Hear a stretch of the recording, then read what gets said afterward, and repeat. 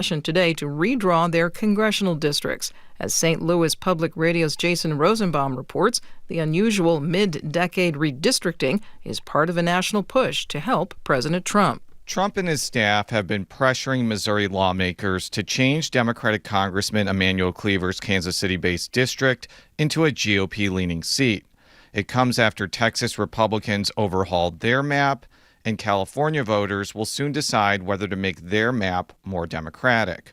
Democratic State Representative Mark Boyko of St. Louis County expects his Republican colleagues to fall in line with Trump during the special session. Anyone who stands up to Trump, it gets destroyed by his people. The special session is expected to last through the middle of September.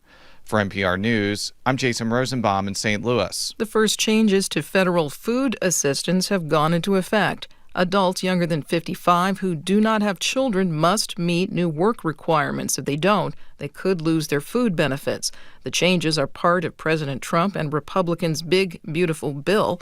Opponents fear hundreds of thousands of eligible people will be cut.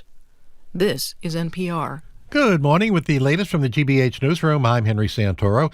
Massachusetts Representative Ayanna Pressley was among several Democratic members of the House Oversight Committee who met privately yesterday with some of the women who have accused disgraced late financier Jeffrey Epstein of sex trafficking. Pressley, who is a survivor of childhood sexual abuse and sexual assault in college, wants the victim stories to be more widely heard. She's been calling for an oversight hearing that would specifically focus on testimony from those who say they were trafficked by Epstein and his partner Ghislaine Maxwell. Pressley says yesterday's conversations were powerful and long overdue, and right now on the steps of the Capitol, several of those women are speaking out. And just a program note, Ayanna Pressley will discuss this and much more on GBH's All Things Considered later today with Arun Rath. U.S. Senator Elizabeth Warren, along with fellow New England Senators Bernie Sanders of Vermont and Richard Blumenthal of Connecticut, are pressing some of the biggest banks in the country for more information about overdraft fees that they say target the poorest Americans. A letter to the banks from the three senators comes after President Trump lifted the caps on overdraft fees, which had been set at $5. In sports, the Red Sox try to make it 4 wins in a row tonight when they wrap up their series with the Guardians. A Sox win would also mean a series sweep. It's another 6:45 start tonight at friendly Fenway. In the forecast, sunny near 80 today, clear low 50s overnight, sunny and 80 tomorrow, partly sunny, low 80s on Friday. 73 in Boston right now. This is GBH News. Support for NPR comes from NPR stations. Other contributors include Capital One, offering their premium travel card, Venture X. What's in your wallet? Terms apply. Details at CapitalOne.com. And listeners like you who donate to this NPR station.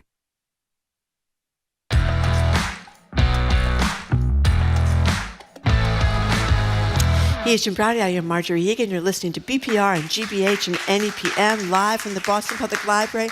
Thank you. And streaming at youtube.com/GBH News on Friday's special event, Jim, Keith Lockhart from the Boston Pops, the conductor of the Boston Pops, is going to co-host BPR with us here at the library.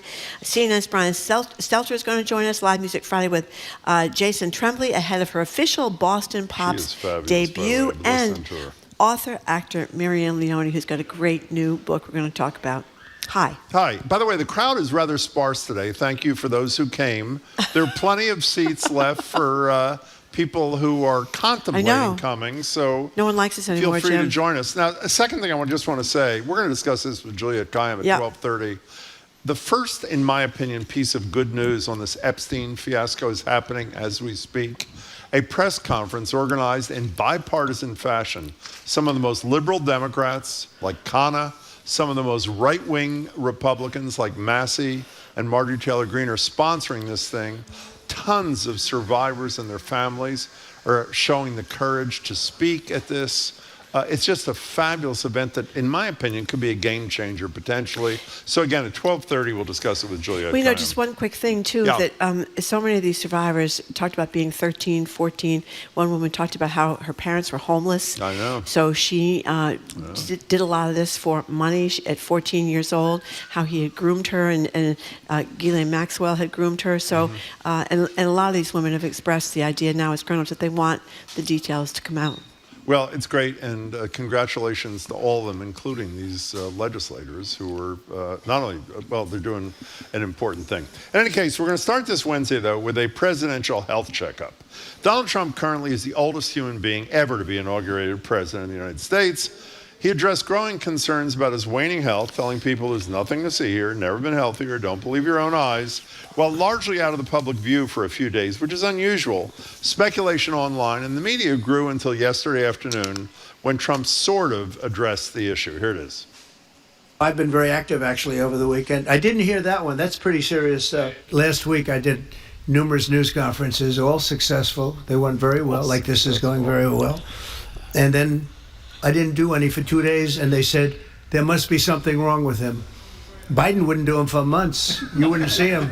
And nobody ever said there was ever anything wrong with him, and we know he wasn't in the greatest of shape. The White House has Trump's bruised hands a result of frequent handshaking and use of aspirin. His press secretary also says Trump has been fully transparent. At least by my reading, being transparent does not mean covering up your blemishes on your hand with makeup, but in any case. Our number is 877-301-8970. Call or text. How much should we deserve to know about the health of our presidents? Trump turned 79 years old this year, just 3 years younger than Joe Biden. We now have ample evidence there was an internal effort to cover up Biden's mental decline. So presidential health, not just presidential health, but also elected leaders in general, how much should they disclose? What privacy rights, if any, do they have? Is the media doing its job when it comes to the health, both physical and mental, of our leaders? It's all on the table, 877-301-8970. The answer is they're not doing their job, and we're not doing our job at all. We never talk about the mental faculties except in passing of Donald Trump. We talked about the cognitive decline of Joe Biden, I would say a little late in the game, and there was a cover-up, there's no question. We had Dianne Feinstein, a Democratic senator, 89 years old, was repeating herself, had no idea what she was talking about. I know, How about was that horrible. Republican congresswoman from the Southwest? She didn't show up in Congress for a few months. You know why she didn't show up? Because she was in an independent living facility. Yeah. And her staff hadn't told anybody. So, and you know, her own son said she was experiencing dementia issues. Is that true? Yeah. You know, let me just say, for those who say these people have privacy rights, I would say they have no privacy rights. If you choose to run for the presidency, the most powerful office in the world, I would say you give up all rights to have your medical records available for the American people to see. The number is 877-301-8970. You know, we've done a terrible job with this. I mean, way back to JFK, he had a lot of health issues. Some people think he was taking drugs, not hallucinogenic drugs, but painkiller drugs. He had very serious back problems. Everybody knows about Woodrow Wilson having a stroke and it being covered up in the White House. And FDR lived most of his presidency in a wheelchair. And we didn't see the wheelchair very often either. So there's been a lot of hiding over the years. But I think it's incredible we've not learned more from the Joe Biden fiasco. Jake Tapper just wrote a whole book about this, where people in his cabinet knew it was going on. Obviously, his wife and family knew it was going on. And because he waited so long in kind of a delusional way to get out of the race until that disastrous debate in January, there was no time to do a primary. There was no time to have anyone else under consideration. We went right to Kamala Harris, and that was that. You know, two things about Donald Trump before we get to your calls at 877-301-8970. And as we've made clear, this is a bipartisan problem. It is surely not just Trump. Biden, clearly the case. As you mentioned, JFK, FDR, Dianne Feinstein, Eleanor Holmes Norton, who's the delegate from Washington, D.C., a tremendous career, is obviously in decline. She says she's running for re-election. Two things. One of my favorite moments was Ronnie Jackson, who's now a disgraceful congressman, I think from Texas, was the doctor for Trump, and he was Obama's doctor, incredibly, for a little bit of time, too. He said that Donald Trump at his physical was like 6'3", 230, whatever it is. I'll never forget, Chuck Todd was home with us the next day, and we asked Chuck about it, and Chuck says, Ronnie Jackson, what he really meant to say was, you want to be 6'3", you're 6'3". You want to be 225 pounds, you're 225 pounds. The only better story about Trump, do you remember who Dr. Harold Bornstein was? Oh, God, he was the guy that wrote the note saying that Donald Trump was the most healthy president in the history of the world. Right, the hippie doctor. And who, two other things about Harold Bornstein. Remember his wife, his first wife was here in the audience. His first wife from Newton was in the audience at the library one day, and she was fabulous. Who actually wrote that note? I think, did Trump write the note? Trump wrote the note, dictated it to Bornstein and Dr. Bornstein before he died. Remember, his office was raided, too, by the Trump administration? You know, I was thinking years ago when the first announcement came out about Tip O'Neill, you know, a former House Speaker from your town, Cambridge, had colon cancer. They had this huge diagram of colons on the front page of the Globe. I remember thinking, wow, you know, there's one thing. I mean, he's a very powerful guy, a beloved guy. But, you know, most of us, if you get any kind of disease, you can keep your disease to yourself. But he was very forthcoming about his problem, and it was right there on the front page of the paper. What do you think about the privacy issue that I mentioned a minute ago? That their spokespeople say they have a right to privacy, so their doctors honoring that alleged right tell us virtually nothing or mislead us. I guess it would kind of depend how far we're going. I mean, if you had like maybe if you had herpes when you were in college, do we need to know that if you're the 70-year-old president of the United anything States? that has a relationship to your ability to perform your job. That's if you have a heart disease or some kind of cancer that's, I mean, lots of people have skin cancer, not the kind that's going to kill you, but they have skin cancer, especially if they're Irish. They have a lot of them all over the place. But yeah, or any kind of, what are you laughing at? I'm laughing because you said, if you have herpes. Well, do you remember, here's James Carville. Well, in you're January thinking of that. of When you're young and irresponsible, you might have done those bad things. Or if you did a lot of drugs when you were, well, I guess you should know that if you did a lot of drugs, if you're breaking the law. Here's James Carville, Democratic expert. When he was, after there were first red sores spotted on Trump's sand. Right. Here's Carville speculating on what those red blotches could have meant. I've asked a number of MDs what medical condition manifests itself through hand sores, and the answer is immediate and unanimous. Secondary syphilis. I think there's a good chance this man has to clap. Maybe this story will go somewhere, maybe it won't, but I'm telling you, at 1 o'clock Eastern, I'm humping this thing like a young dog on old furniture. I'm pumping this thing like a young dog on old furniture. I'm not sure that's a terribly responsible thing. He can say what he wants, but mainstream media has got to ask more and tougher questions of the Bidens, of the Trumps, of the Feinsteins, of the Grangers, so that the American people at least have an opportunity to get the truth. 877-301-8970. Texters are reminding us about Ronald Reagan, who had Alzheimer's in the later days of his time in the White House, and of course the time that Mitch McConnell had that long pause in the middle of, he was in front of the podium. What did they say? What was the made-up story that his spokespeople said? I don't know.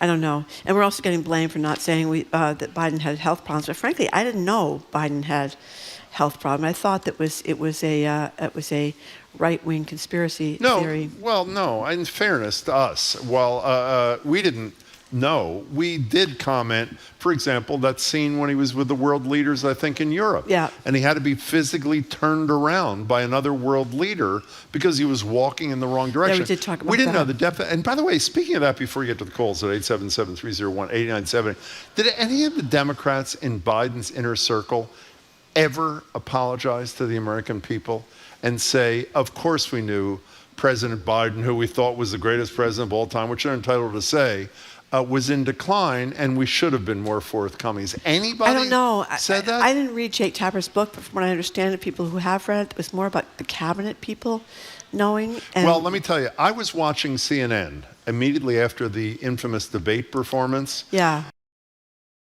Live as vice president. Well, she must have known. Trying to defend his performance when it was clear that there was a problem there, not just in terms of the performance, but what caused that performance. In any case, I think it'd be a decent thing if we heard from some of those people, and they say we should have told you more than we did. You know what our friend Andy Borowitz said this morning? What did he say? He said that Trump is now going to demand that all his cabinet members wear triple tube socks so their ankles are all, are all as swollen as his are. Cankles, that's what Hillary Clinton was ridiculed for. It wasn't very nice. First caller, actually, Tim from Lynn, who he and I had a bit of a back and forth yesterday at the top of the show. Glad you called back, Tim. How are you? I'm good. I just wanted to say that I listened back and I wasn't super proud of the way it came off, and I just wanted to call and apologize. Can I tell you? Oh my God! That is a really grown-up, wonderful thing. And if I was unkind to you, I apologize now, hold too. on. That's really great. Hold on for a second, Tim. Are you married? I'm not. I am married. I'm also a comedian performing at the Village Tavern tomorrow night. Oh, that's why the guy called back. He didn't call back to apologize. No, okay, what time are you at the Village Tavern tomorrow, Tim? 9 o'clock in Salem, the Village Tavern. I'm a big fan of the show. We disagree on some things, but I think conversation's important, and thank you for letting us have it. Hold on, Tim. I just want to ask you about being married, because I think that you're very involved as a husband. I want to know if you fess up like that when you've made a mistake regarding some marital situation. Only if he has a show coming up. I say everything's my fault. That's how I stayed married. Okay, everything is Hey, your Tim, fault. in all seriousness, regardless of your motive, I'm glad you called back. We got in a thing yesterday, if you weren't listening, when I was talking about the tyrannical rule of Donald Trump, and Tim called in and said, what you call tyranny, a lot of us call this is the direction we should all be going in, and Tim hung up before he answered my questions. Did you hang up, or were you accidentally cut off or something? He hung up. He hung up, and he's apologizing. Tim, you're a good guy. Call us Tomorrow back again. night, 9 o'clock. Wherever it is, Village something. Yes. Tim, thanks for the call. That was very kind of you. 877-301-8970. By the way, this is an opportunity for every caller I've ever hung up on to call back and apologize to me for being hung up on by me. You said you didn't hang up, and then he hung up. I didn't hang up on him. I have hung up on other people. You have? Yeah. If they don't let you talk, I don't care what anybody's... There's no way to hang up on people here. I think John and our colleagues back in Brighton know when the conversation has reached its low point. I thought you had a secret button. I do have a secret button, Marjorie. I do. And it's going to remain secret. We're trying to discuss the health of elected leaders and the lack of transparency on both sides of the aisle. And by the way, before we take Jen from New Hampshire, you know what the solution is? Because Congress is never going to have the courage to vote to do anything. Because if Republicans in office, they're not going to vote for transparency. Democrats in office, they're not. You know what the solution is? Age limits. Age limits. It is absurd. And don't tell me there's some totally together 80-year-olds like Bernie Sanders. We know that. But there's rapid decline in older people. Can you believe him? No, he's amazing. He is amazing. And there are some people like that, but they're not all there. Well, I think federal judges and judges in general have to retire at 70, don't they? Yeah. Maybe they could make it 75 now. People are in better shape. I think they should make it 65. Jen in New Hampshire, you're next on BPR. Welcome to the show. Hi. Hi. You gave me a great segue. Oh, good. About age limits. Yep. So I'm in New Hampshire, and we have a Republican state rep who is 90. You do? And they have had their license taken away, and they get driven up to the state house by somebody who is in their 80s. Now, this representative was on our town council well into their 80s, and they're still our state representative, 90 years old, cannot drive, getting driven up to the state house by another 80-year-old, and they are still in service. And how about his constituents? Is it a guy? Did you say it's a man, right? No, it's a woman. Oh, it's a woman. I'm sorry. How do her it's a constituents feel about this? Oh, they vote her in over and over and over again because she is a toe the party line. Well, so should there be an age limit for elected officials there, Jen? Absolutely. Absolutely. Yeah. Age limit and term limit. Well, you're singing Marjorie's tune. Term limits. I'm not with you on the latter, but I am on the former. Jen, thanks for the call. We appreciate it. 877-301-8970 Did you mention Strom Thurmond? 100. South Carolina Republican. Yeah, 100th birthday. Didn't he marry a 32-year-old, though, before he left? I think he had his, 9th child or something with a very young woman. Yeah. Robert C. Byrd, the West Virginia Democrat, was 92 before he died in office. I didn't remember this guy. Thad Cochran, a Republican of Mississippi, Yes. ran for re-election at 76. The Democrats are much worse about this. They're much more into seniority than the Republicans. Well, you know what's going to be a big issue here, by the way? Ed Markey is running for re-election. He's 79. Yeah. Already the issue of age has arisen, and it may cause Democrats a Democrat to primary him. I don't know. He's a pretty spry guy, but he's about to be 80. So, in any case, 877-301-8970. Walter and Swampscott, we're talking about health of our leaders, particularly presidents, and whether or not we need more transparency. Hi. Hi. Thank you for taking my call. Sure. Two things today. First off, yes, the health of the president and the vice president are crucial for all of us to know. Because fundamentally, we have to get more involved. We have to be more of a participant in our politics than we are. The second quick thing, because I know you're short on time. It's fine. I did want to, a little off mark, but anyway, China had a big military parade, and I was so humored in a sad way that they didn't recognize the flying tigers. Of which my dad was one. Oh my goodness. Yeah. And these were all volunteer pilots, both of the United States, Canada, and Great Britain. And during 1940 and 41, before December of 41, they're the ones that shot down all the Japanese planes. Hey, And, Walter, we're glad you brought it up, and it's pretty moving to hear how moving and important it is to you. Thanks for sharing your history, your family history with us. Thank you, Walter. I was just looking up, formed to oppose the Japanese invasion of China, first American volunteer group of the Republic of China Air Force. Can I just say, it's off topic. Behind Marjorie, we're watching CNN. Survivor after survivor after survivor of Epstein and Maxwell are having the courage to speak publicly. And not only does it take courage in general because of what you've been through, but it takes courage to speak about transparency when you know the most powerful person in the world is 100% against transparency. And when he is on this issue, there can be repercussions. We know that. So but good for these courageous souls. But it is interesting because they do have some of the MAGA forces behind them. Obviously, we've got, as you mentioned before, Marjorie Taylor Greene is asking for transparency. Massey, who's a Republican, asking for transparency. Lauren Boebert, you're right. She's a representative from Colorado. She did say it could possibly be a hoax. Trump calls it a hoax. But she has been pushing for transparency, too. So it is kind of a bipartisan effort. And Representative O'Connor, who's a Democrat from California, he's up there. He's been very involved in getting these survivors to come forward. But you know what he says about the people in Congress, United States of America? He says we have a sclerotic gerontocracy. I read that. So that's a pretty good name. John in Westford, thank you for calling. Hey, John, how are you? Hi, how are you? Good. Fine, thank you. Yeah, I blame the lack of transparency on the press. I mean, there were plenty of times in Biden's first run that were just kind of washed over. One of them was Jake Tapper's CNN town hall. The very last question, it was so clear that he was rambling off into nowhere.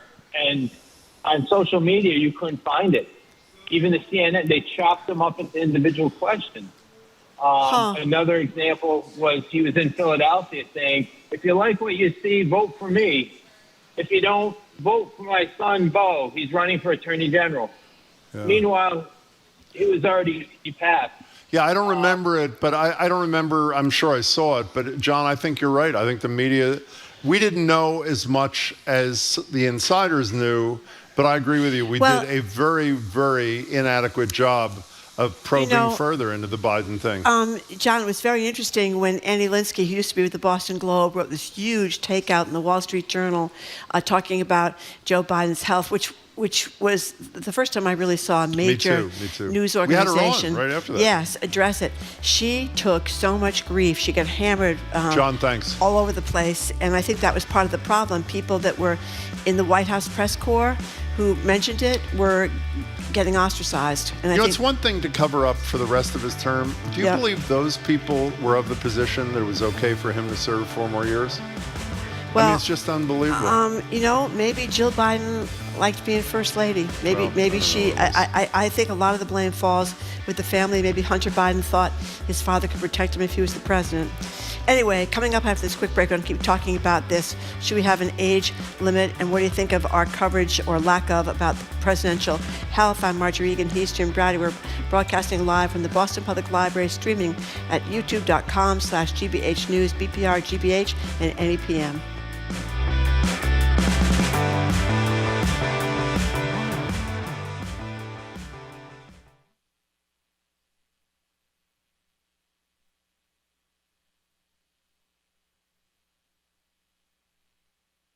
Our programs are made possible thanks to you. And Buzzards Bay Coalition. You can choose your own coastal biking adventure on October 5th with 41, 77, and 100-mile options.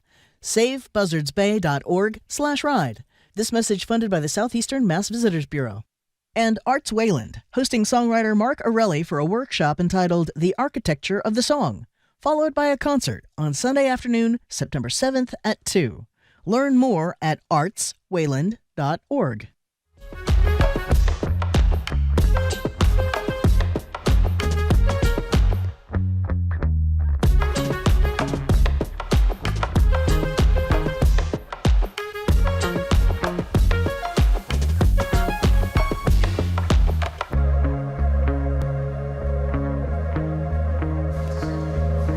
Welcome back to BPR and GBH and NEPM. Marjorie Egan, Jim Brady. We're live at the library, streaming at youtube.com/GBH News. This Friday, Keith Lockhart of the Boston Pops just celebrated his 30th anniversary as the conductor.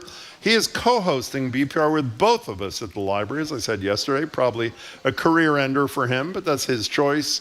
We will have Brian Stelter, the media guy for CNN, for our press play. Live Music Friday with Jason Tremblay, a week ahead of her official Boston Pops debut.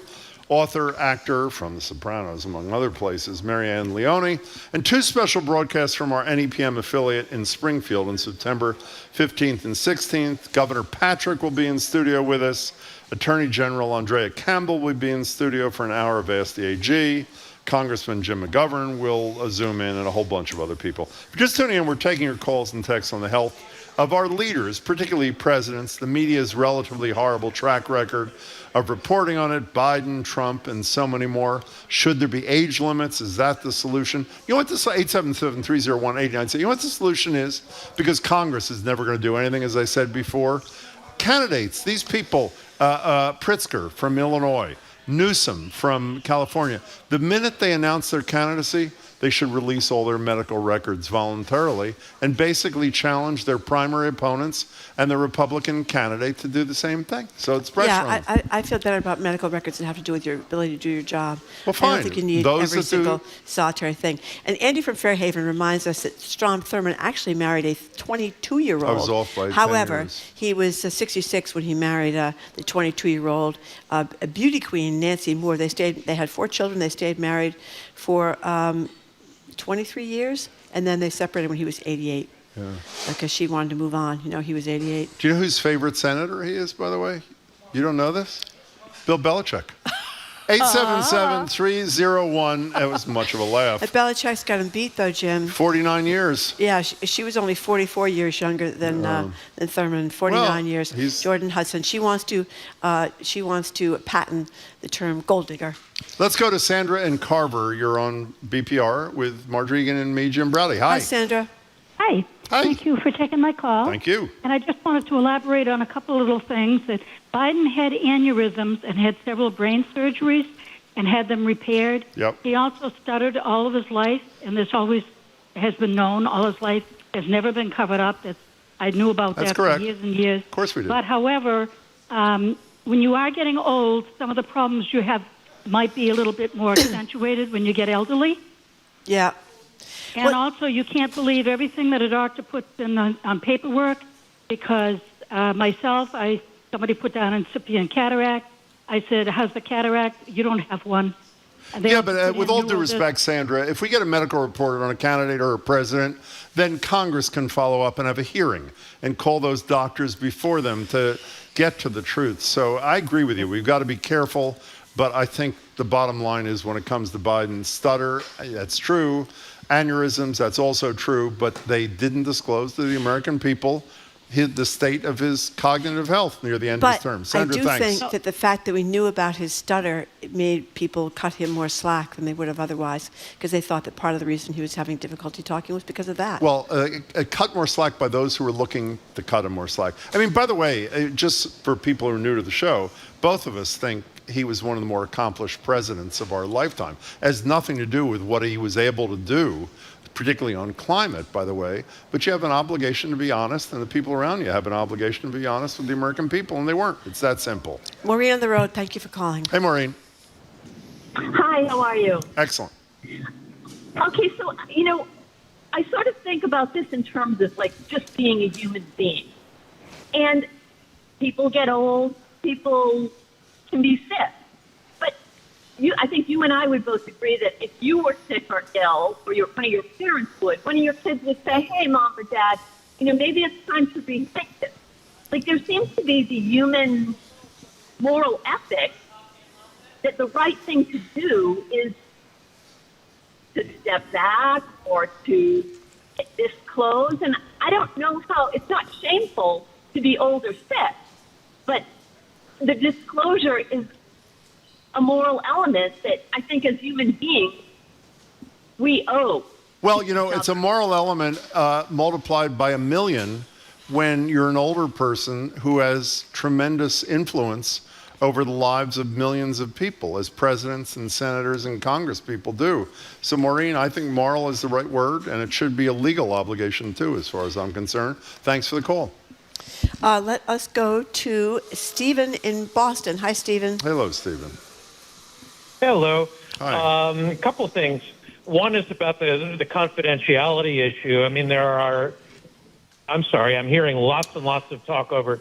Our apologies. This happens all the time. We apparently can never fix it, so do your best. You're fine on the air. Okay. Thank you. Super. One is the whole issue of secrecy. I mean, sometimes you do need to have a little bit of secrecy for someone who's in office and trying to get things done. So, for example, President Cleveland had some cancer removed on a yacht off the East Coast. It would have been pretty dreadful if people had known about that. But my bigger point is for people who are over an age limit, we don't have an informal political culture that permits retired politicians to continue to do work. So, we don't have a House of Lords. We don't have a lot of commissions that are very useful. Occasionally, people like Senator Mitchell, are going to go to Northern Ireland and do their thing. How about Jimmy or Carter? Be an ambassador, but how about Jimmy Carter? Yeah, a good example. Not everyone's favorite, but yeah. But yes, Carter had a public life from when he left college and never stopped. So, Stephen, we're running low on time. I hear your point. We have to change that culture. But let me give you one example where that culture does exist, the federal judiciary. Many retired federal judges come back voluntarily and continue to fill in where they can, which provides a great service, keeps them engaged, and if they're able to do the job, that's great. But you make a wonderful point. Thanks for making it. And he mentioned Grover Cleveland's cancer. Paul Tsongas did not disclose his cancer had recurred. Remember? And he would have died in office. He would have died in office. Had he been elected. So I think cancer removal is something you should be talking about, unless it's some benign skin cancer or something. Anyway, coming up after a quick break, a new school year is underway. We're going to talk with the state's education secretary, Patrick Tutweiler, up next. We'll talk to him about the new year. We'll talk to him about phone bans in schools. We'll talk about why so many Massachusetts school systems have been teaching kids the wrong way to read. I'm Marjorie Egan. He's Jim Browder. You're listening to BPR and GBH and NEPM. We're broadcasting live from the Boston Public Library, streaming at youtube.com/GBH News. Patrick Tutweiler, the state's education secretary, is next.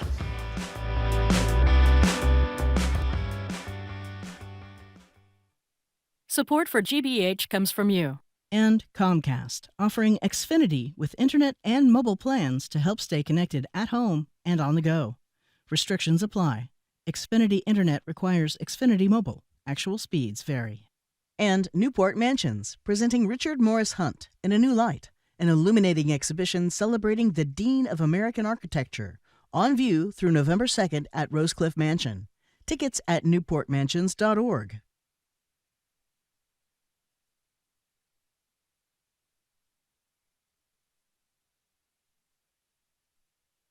I'm Jared Bowen. Today on The Culture Show, what happens when the flavors of India meet the American Midwest? Heartland Masala, the new cookbook by a mother and son duo, blends family recipes, regional traditions, and a whole lot of spice, telling the story of migration, memory, and home, one dish at a time.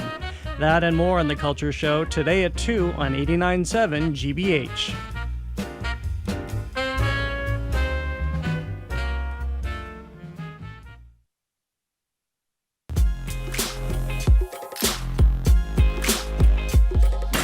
Welcome back to BPR on GBH and NEPM. Marjorie Egan, I'm Jim Browdy, live from the library, streaming at youtube.com/GBH News. Back at the library on Friday, and as we told you, we're pretty excited. The conductor of the Boston Pops for 30 years will be Marjorie and my co-host. We've got a lot of great guests. We hope you join us here at the library. Right now, we're joined at the BPL desk by Massachusetts Education Secretary Patrick Tutweiler for a check-in on the start of the school year. Secretary, it's great to see you again. Thanks so much for being here. Great to be back. Thank you very much for joining us, Secretary. Happy New Year. Yes, to you. that's right. Yeah, we're happy to report that it is happy. Jamie's little boy did very well his first day of school in kindergarten. We're all very proud of him for doing well. Some little boys can, they hide under their desks and they won't come out. That kind of stuff happens. He hid in the bathroom. You remember that one? Jamie hid in the bathroom. That's okay, right. Sorry, go ahead. But anyway, we talked to you, Secretary, a little less than a year ago, October 2024, about the big issues facing kids going back to school. Let's play back what you said then. Sure. Thing that we've got to get right away, that's getting kids back to school. Yeah. The chronic absenteeism rates still remain deeply concerning. 19% last year, which means 19% of kids across Massachusetts are missing 18 or more days. That's incredible. We're not going to see the kinds of improvements in education unless kids are attending regularly. Is that still true? Is that one of the biggest concerns of this year as well? Well, if kids aren't at school, they can't learn. They don't have access to their teachers. They don't have access to the school counselors, to all the supports that exist during the school day. So yes, that remains a challenge, not just in Massachusetts, but nationally, frankly. Kids are just not attending at the rates that they did before the pandemic. Is it improving or is it not? We had some pretty substantive improvements in the 23 to 24 school year.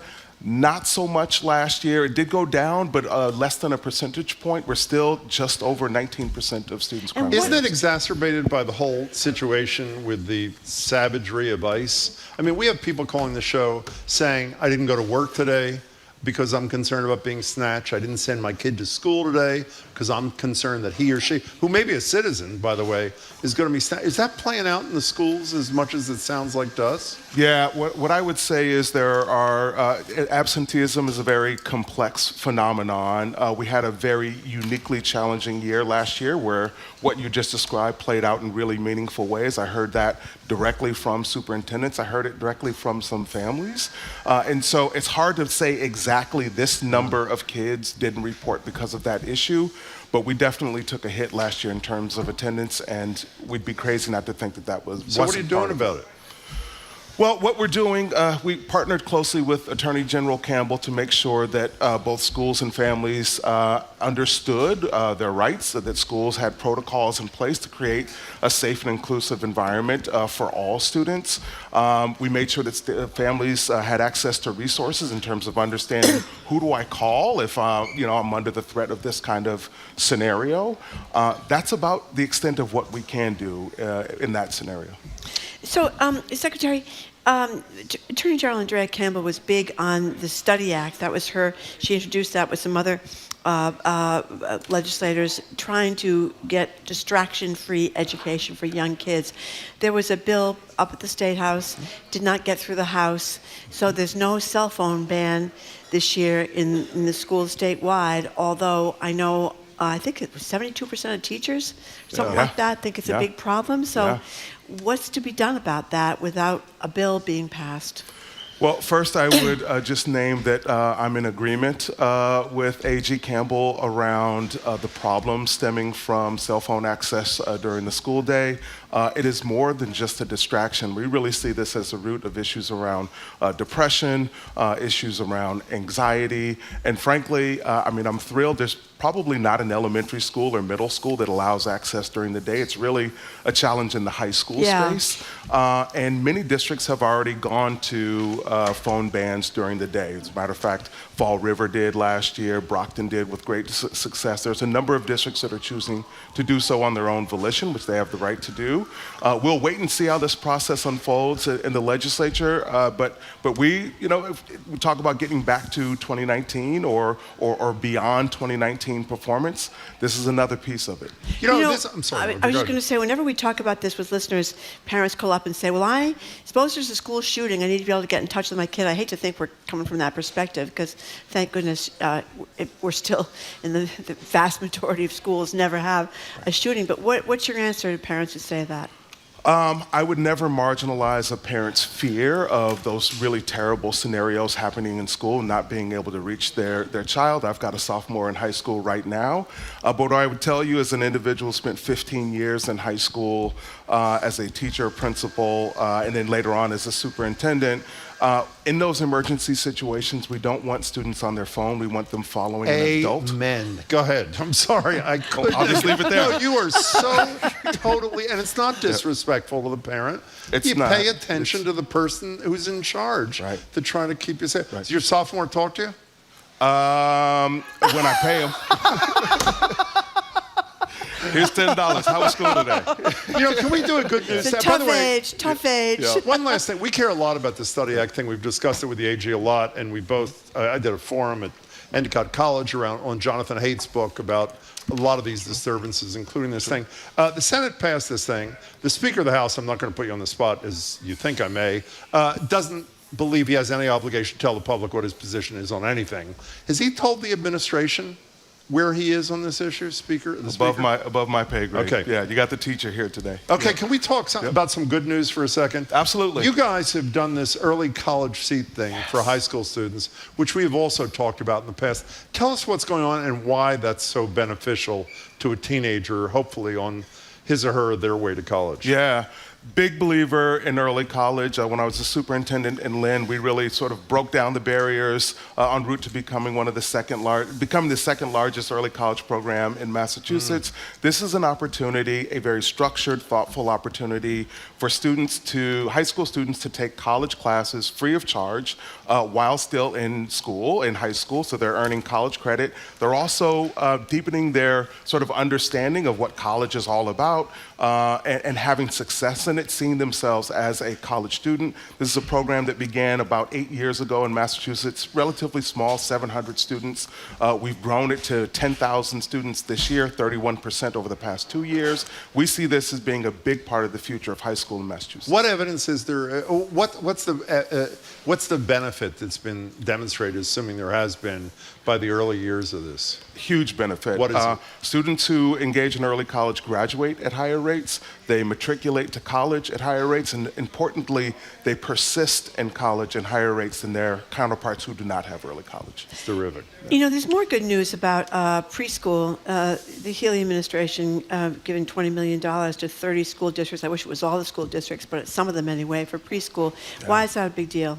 Well, really appreciate you lifting that up. And all of these good news stories, I think I work for the education governor, to be clear, but we have a big and strong belief in early education and care, preschool being part of it. The governor articulated a goal of getting to universal pre-K in Massachusetts, starting with our gateway communities by 2026. We're in 17 of the 26 gateway communities. We know how important that early education experience is, not just for the remainder of the education career, but really in terms of an individual's life, right? And we also know about the return of early education. If a student has a pre-K experience, every dollar that you spend on that comes back $7 to $16 in return in terms of economic benefit, in terms of health benefit. And so this is real. This is a known thing. Unfortunately, I think people are just sort of waking up to this reality. Yeah. Why is that? Why is it? Because you're 4 years old, right? Going in instead of 5 years old. Yeah. So why does that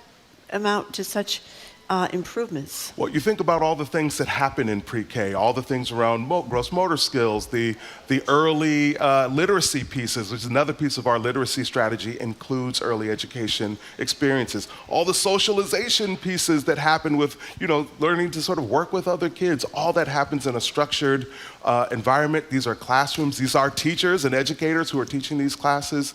I can't say enough about the importance. Well, it's particularly, we read a great story in the Globe this morning about kids who were born at the beginning of COVID who are now entering kindergarten, yeah. and their parents quoted in this piece, and I know you're familiar with this, Secretary, their kids were in isolation for the first year of their life, slowed down development, educational development, and other things. So particularly important for those 60,000 people who are happening. All these initiatives that we're talking about that are good things, that are necessary, and there's so much more we're going to talk about in the next few minutes.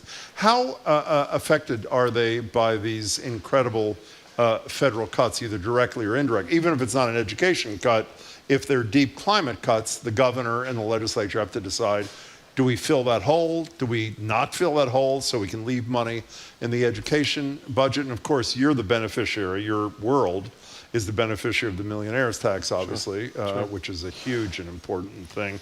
How is a federal action affecting what you do for a living?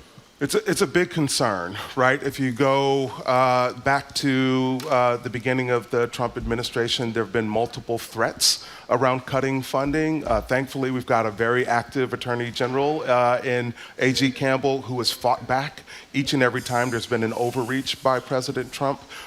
Just this summer, there was $108 million that the administration said, hold on, we're not going to release these dollars to districts. These are dollars that support professional development, support multilingual learners, support before and after school and out of school time programs. Thankfully, they released those dollars. And so the dollars are continuing to flow because they are promulgated by Congress. The president, it's not within his purview to stop those dollars from But if flowing. he cuts non-education funds, the point I was trying to make, that may trickle down to you, because obviously leaders in the State House have to make decisions about what hole they fill, right? Yeah, that is true. That is true, and we worry about that, but we continue to fight to ensure that the dollars are flowing to kids. So, one more thing about the federal level for a second.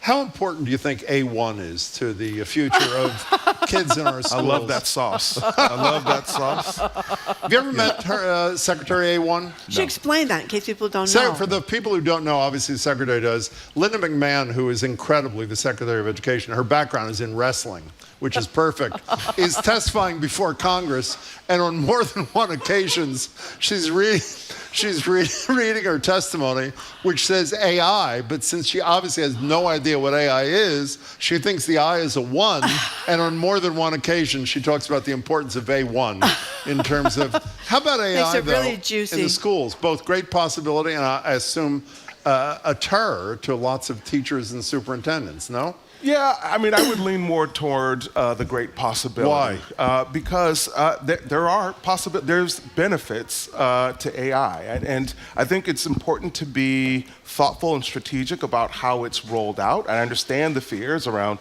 cheating and sort of cutting corners, but we've thought about this in Massachusetts and are taking the lead on doing something substantive and thoughtful. The Department of Elementary and Secondary Ed has rolled out the 3 buckets of work that we're engaging in to sort of figure out how we use AI in schools. One is, what does a professional development need to look like for teachers effectively leveraging it in their instruction? 2, how do we support districts with coming up with thoughtful policies around AI? And then 3, thinking substantively about where AI should live in the standards. How should we be teaching students about AI? And this work is ongoing. One last thing, if I can, just about the federal thing. I am, maybe I shouldn't say stunned, by how confrontational the federal-state local relationship is. There was a story the other day, I know you know about this, I don't want to go into the merits of it. This whole, some liberty organization is suing, saying that some survey in the Burlington schools is a problem, it's too sexually explicit. We don't need to get into that because it's one community. The secretary, of course, not your level, the federal level, McMahon, is looking into this because obviously it's a great opportunity for a red meat issue. Do they even, out of courtesy, contact your office to say, you're laughing for those who aren't watching, and say, by the way, we're moving ahead on this as a courtesy, we're letting you know? No. I mean, what's your reaction to that? Unsurprised. Doesn't it enrage you? I mean, this is your jurisdiction, it's your state, it's your education. No? Bigger fish to fry. What's the biggest fish you're frying? What we've been talking about, literacy, chronic absenteeism. We're talking with Massachusetts Education Secretary Patrick Tutweiler. Speaking of literacy, this one does drive me insane. This whole notion that we have been teaching in almost half the schools in Massachusetts the wrong way to read for years. 40 other states have passed legislation saying we have to use this evidence-based, the correct, more phonic-based. Sure. Massachusetts legislature, of course, once again didn't pass a bill like this last year. And I was stunned to read not only the Massachusetts Teachers Association, I'm not a big fan of them in general, but the Massachusetts Association of School Superintendents oppose the bill too. They don't oppose it anymore. They don't oppose it anymore, MTA. but last year they did, Yeah, they did. 2024. So how did this happen? Because kids aren't learning to read. How did this happen for so long that kids are learning the wrong way, and they're still learning the wrong way? Yeah. Well, I wish I had an answer for that. I think people took hook, line, and sinker, a different strategy called whole language, which involves like looking at a word and a picture and trying to make sense and string words together. It has been debunked. It is not an effective. It does work for 20% of young folk. It doesn't for the other 80%. And the data sort of plays this out. What I'm thrilled about is that we've engaged a really thoughtful plan to address literacy challenges in Massachusetts. Again, I work for the education governor. Literacy Launch is a thoughtful multi-year strategy to permanently transform literacy instruction in Massachusetts. There's a professional development piece of it, 600 educators this summer. There's support for districts purchasing the evidence-based curriculum materials and support implementing it. Because it's expensive, I understand. It is expensive. And then also ensuring that teachers who are in pre-service programs, schools of education being trained the right way.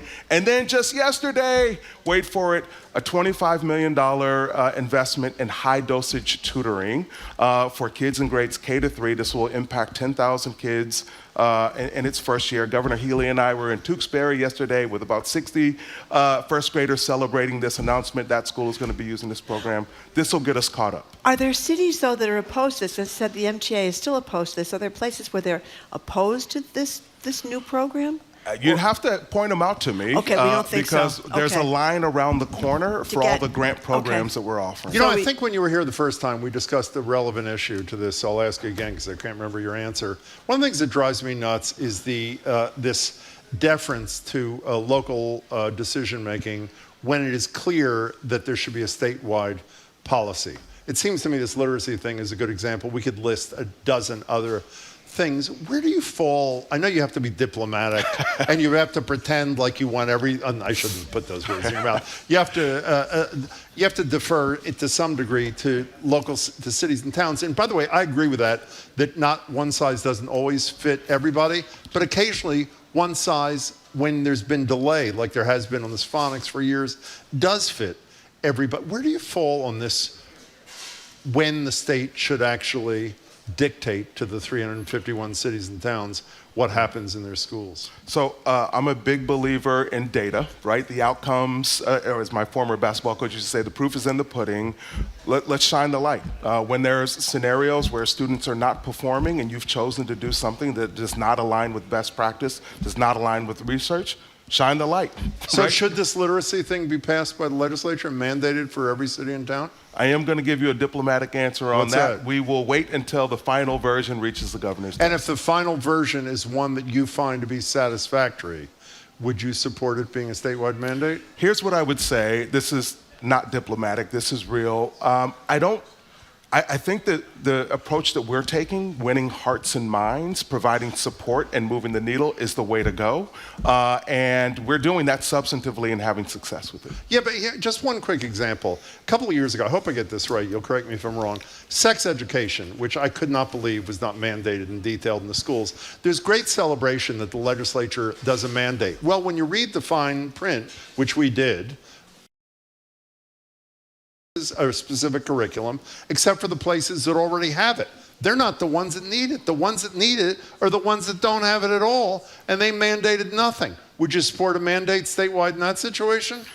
I know you want to see the language. Okay. But I mean, we want to see the language. Okay. Yeah. But it does cause you to stay up some nights, right? Yeah, of course, because at the end of a poor local decision is a child or a family that's not being served well. So of course it is concerning, but that's where we go back to shining the light in scenarios where those children or families are not being served well. How do we bring this to the fore? And win their heart and mind and bring them over to things that do work. We're almost out of time, but I just wanted a big picture, if you can, if maybe you don't know this, but if you do, are most kids able to get into after-school programs if they need them in the Commonwealth? That's a good question. I actually don't know the answer to that. I will tell you that I spent time at one of the Boston After School and Beyond programs in East Boston at a pier. Wonderful program. They take students with disabilities first. They've got a wait list. And so my sort of knee-jerk reaction to that is probably not. We could use more. We could use more. Okay. Secretary, it's great to see you again. Thank you so much more frequently, please. for coming in. Pleasure's mine. Thank we you. have been speaking, very diplomatic, Secretary, very diplomatic. We've been speaking with Massachusetts Education Secretary Patrick Tutweiler, and we very much appreciate you coming in. And good luck in the new school year. Thank you. We say goodbye to those of you listening on NEPM. Thank you so much for tuning in, but you can tune in on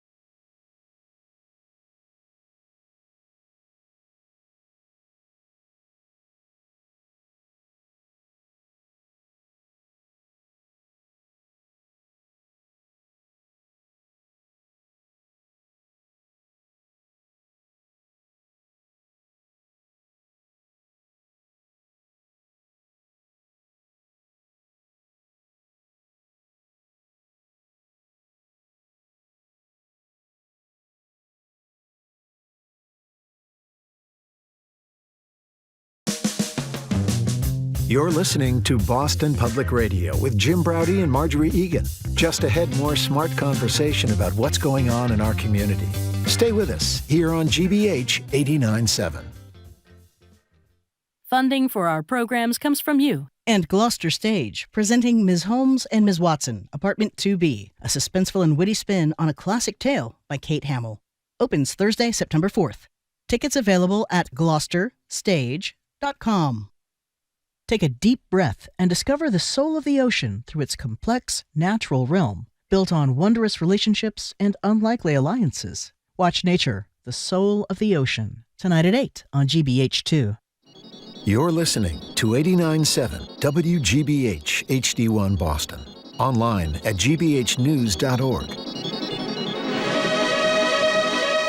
GBH News, what matters to you? I'm Jim Braude, ahead on Hour 2 of BPR Live from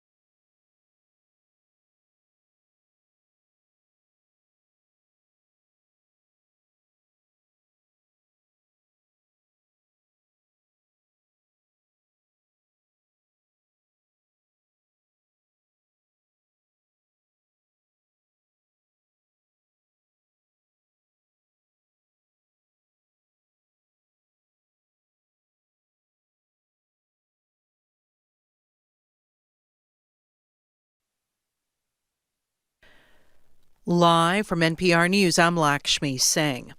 The public is hearing from a group of women who say they were sexually abused by Jeffrey Epstein. 6 years after the once powerful financier was found dead in a New York jail cell from an apparent suicide, his accusers have joined bipartisan calls in Congress for the Trump administration to release all the files it has on the convicted sex offender, his imprisoned associate Ghislaine Maxwell, and any others who have yet to be identified. Today, reporters heard from Lisa Phillips, who says Epstein introduced her to the owner of Ford Modeling. Epstein's reach went to the very top of fashion, arts, and entertainment. This did not just happen to underage girls in Florida. In New York City, hundreds of young, ambitious women were abused by him. Epstein was not just a serial predator, he was an international human trafficker. And many around him knew, many participated, and many profited. Yesterday, Republican Congressman Thomas Massie filed a discharge petition to force a House vote on releasing the Epstein files. Vice President J.D. Vance is in Minneapolis to meet privately with family members affected by the shooting at Annunciation Catholic Church last Wednesday, which left 2 children dead and 21 people injured. In the wake of the shooting, some mayors in Minnesota are urging Governor Tim Walz to call state lawmakers into special session to consider a ban on assault-style weapons. Clay Masters with Minnesota Public Radio reports. The mayors of some of Minnesota's most populous cities are calling for a statewide ban on assault-style weapons. Minneapolis Mayor Jacob Frey says if the state legislature doesn't pass a ban, it should let cities act. We see the aftermath and how communities are broken apart by gun violence. We have the ability to change, and so give us the authority to do it. Change the law that preempts cities from acting if you are not able to do it yourselves. Democrats have slim control of state government here in Minnesota. Some Republicans in the state legislature say city-by-city ordinances would intrude on gun rights. For NPR News, I'm Clay Masters in St. Paul. Secretary of State Marco Rubio is meeting with Mexico's president as he vows to wage war on drug cartels. The U.S. military struck a boat from Venezuela ahead of his latest trip to the region. Here's NPR's Michelle Kellerman. In Miami, as he boarded his plane to Mexico, Rubio described the attack on the boat as a signal to all drug cartels. The president is going to be on offense against drug cartels and drug trafficking in the United States. It destabilizes not just the country, but the entire Caribbean basin. He brushed off a question about the legality of the strike. The Trump administration's crackdown on illegal migration is another big theme of Rubio's visit to Mexico and Ecuador. Mexican President Claudio Sheinbaum says the U.S. and Mexico have been working on security arrangements that respect Mexico's sovereignty. Michelle Kellerman, NPR News, Mexico City. It's NPR. Good afternoon. With the latest from the GBH Newsroom, I'm Henry Santoro. According to a report released over the summer, the number of disciplinary action cases at Harvard University tripled during the 2023-2024 school year. Report shows that during that time, 90 students were called to appear for non-academic behavior. More than half the students subjected to discipline during that period were accused of personally violating protest policies or participating in unsanctioned protests. Of the 90 cases reviewed, 58 of the students were placed on probation. 1 was asked to withdraw from the school. The report pinpoints the increase in disciplinary cases to Hamas attacks on Israel during along with pro-Palestine protest activity. A longer bike path has been added to the Cape Cod Bridges replacement project. The path on Sandwich Road near the Bourne Bridge was supposed to end at the Upper Cape Regional Technical High School. At the request of the town of Bourne, the state is extending the path to reach the Gallo Ice Arena, so says Louisa Paiwanski of the Massachusetts Department of Transportation. The town was specifically focused on making sure that bicyclists and pedestrians had a safe place to move between the school and the rink. The change is included in the draft environmental impact report on the project, and the report will be publicly available next week. The state is accepting comments through the 24th of October. In sports, Red Sox try to make it 4 in a row tonight when they wrap up their series with the Guardians. A Sox win would also mean a series sweep. That game starts at 6:45. This is GBH News. Support for NPR comes from NPR stations. Other contributors include Progressive Insurance, where drivers can compare direct rates using Progressive's rate comparison tool. Customers can see options and rates side by side. More at progressive.com or 1-800-PROGRESSIVE.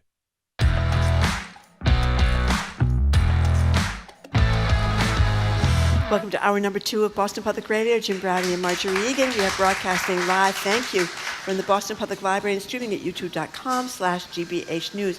On Friday, the conductor of the Boston Pops, Keith Lockhart, is going to host the show, co-host, I should say, with us here at the Boston Public Library. So he'll be here in person, obviously, and so will CNN's Brian Stelter.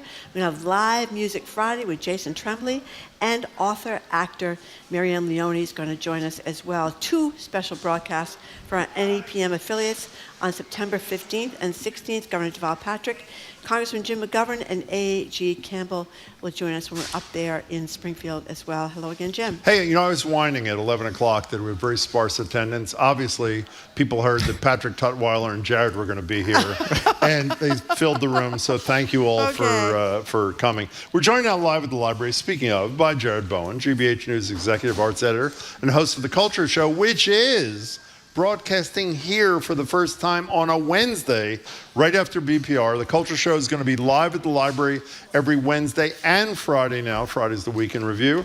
Congratulations, Jared. That's terrific. Welcome. Thank you. Yeah, it'll be lots of fun. We'll be thrilled to be doing the show here. You are? Yeah. Why? It's fun, isn't it? Free food? No, because we have a live audience. There's a different energy that comes. Do they have the Jared? What's that, Spicy Jared? The Spicy Jared. I was wondering about that. I don't know. Did they get the memo? I don't know. Nobody's answering, which I guess that might be the answer. No, okay. But that's great you're here, by the way. Come on down. If either stick around or if you're not here, come on down at 2 o'clock. So the headline from the Washington Post is Gen Z is pushing back on smart glasses recording strangers in public. We have a little sound of this, Jared, a clip from a 26-year-old Vanessa Orozco in a TikTok video that now has more than 10 million views. Here it is. No, I'm kind of spiraling because I just saw that video of that girl who went to European Wax Center and was getting a Brazilian wax and realized in the middle of the wax that her waxer was wearing Meta glasses. And then I thought to myself, I don't even know what Meta glasses look like, but I'm assuming it would be obvious, right? And so I go and I look it up on TikTok. No, there's a lot of different styles. I don't think I can remember every single one. I don't know what they would look like. Oh, but then there's a blinking light that records, it flashes when it's recording. No, apparently people cover that up with electrical tape. I mean, I guess that scenario of getting videotaped while you're getting a Brazilian wax would be pretty scary. Yeah, and such a violation. Did either of you know this was happening? No. I mean, I feel like I last left off with Google Glass. Remember when that launched? That was the first one, right? This was years ago, and this was supposed to be the new iteration of how we're to interact with technology, and it failed. But over the last couple of years, Meta has moved forward, and right now there are these Ray-Ban glasses, as that video person was just describing, that record. And this is basically a smartphone for your face, so that you can go around wherever you are, and you can record audio, you can record video, you can have these glasses digest what you're seeing in front of you. So if you're walking down the street and you see Copley Square, you can get the history of Copley Square. It's reading all of this out. You can read texts on the glass. It's all projected in front of you. I don't know if you have a car or have been in a car where the speed limit is projected through the windshield. I think it's the same technology. And so this is changing the whole nature of privacy. And it used to be you could be in an intimate space, like having your Brazilian wax, and that is wholly illegal to record somebody without their permission. However, out in the public, whether you're on the T or walking down the street or going into a supermarket, people have every right to go up and record you. Well, actually, we are a two-permission state, from what I For audio. Is it just audio, not video? You can take photographs and video. Of anybody? Yeah. Oh, I didn't know that. Yeah. And some states are only one. I'm looking as you're speaking. I hadn't looked before. I assumed that these glasses were as clunky as I recall the Google glasses that have been from a decade ago. They look exactly like regular glasses or sunglasses. And for those who, as this woman, Orozco, said, you can tape it over or you can disable the thing. They're workarounds. It's not just putting tape over. They're workarounds. And it seems to me it is really horrible and so intrusive. And the theory behind this from the company is it's hands-free. I mean, which just has some appeal. You don't have to hold up your camera to record or videotape somebody, but you can do it by just looking at them. But, and I don't really, what's the solution to this Well, thing? I don't know what the solution is, and it can also be used to nefarious ends. So I was reading an article about a group here in Boston, actually. I think they were Harvard students who took the Ray-Ban glasses, and again, they're not like the Google glasses, so you have to probably scrutinize a little bit to understand that you're actually looking at glasses with a camera, because people are figuring out a way to cover the light so you don't know that you're being recorded. But they developed their own facial recognition technology, which they then married to this video technology so that they walked up to people in a subway, for example. I think the article points out, oh, Betsy, I know you. We met at the Cambridge such and such, because the facial recognition, as soon as it scanned this face, recognized this person and can bring up public data that, yes, she's affiliated with Cambridge such and such. And so, to their credit, according to this article, these students or people from Harvard refused to sell this technology, but this is where this is headed. So it's interesting because we had the millennials who were so much into technology, then you have Gen Z, which is trying to moderate, but this is growing significantly. I think there was 1.2 million sales of these devices last year. Now it's up to 4 million. And this is going to be our lives going forward. This is like AI, I feel like, that this is the future, that everybody will begin to have these glasses, just like they took the phones and then the smartwatches, and now it moves to our face. Well, is there any is there any indication on these glasses, the blinking light, or anything that indicates that they're recording you? So it's supposed to be blinking, but apparently there are a bunch of hacks on YouTube that show you how to cover up the blinking light. And it's not necessarily that Meta, they say they don't want you to do this, but really they might want you to do it because they're collecting all the data that you're collecting by walking around the street and recording everything. So it also, I mean, just think about being on the street. You can't even have a private conversation anymore because somebody could be recording you. This is not on topic, but it's worth mentioning for a second. We were praising this bipartisan coalition of people, members of Congress, who called this press conference today, where not only did they speak about disclosing fully the Epstein documents, not this BS that we already have, but fully, and a bunch of survivors, a lot of them had the courage to testify. You know what Trump's response is 12 minutes after the press conference? The whole thing is a Democratic hoax. These women were brutalized as young women, as girls, had the courage to speak out.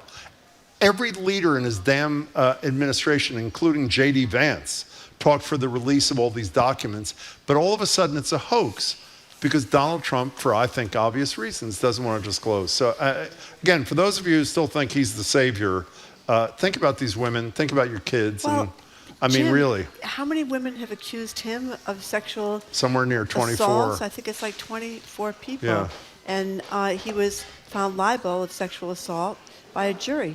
Eugene Carroll. In any case, speaking of Donald Trump, who is head of the Kennedy Center, apparently there is a new person who's head of the dance elements at the Kennedy Center who agrees with Donald Trump that the dance programs historically have been too woke, whatever that means. What does that mean? Yeah, he's decrying the quote-unquote radical leftist ideologies in ballet, although those don't seem to be defined. Yeah, what are the radical leftist ideologies in ballet? I mean, my God, most of them have been around forever.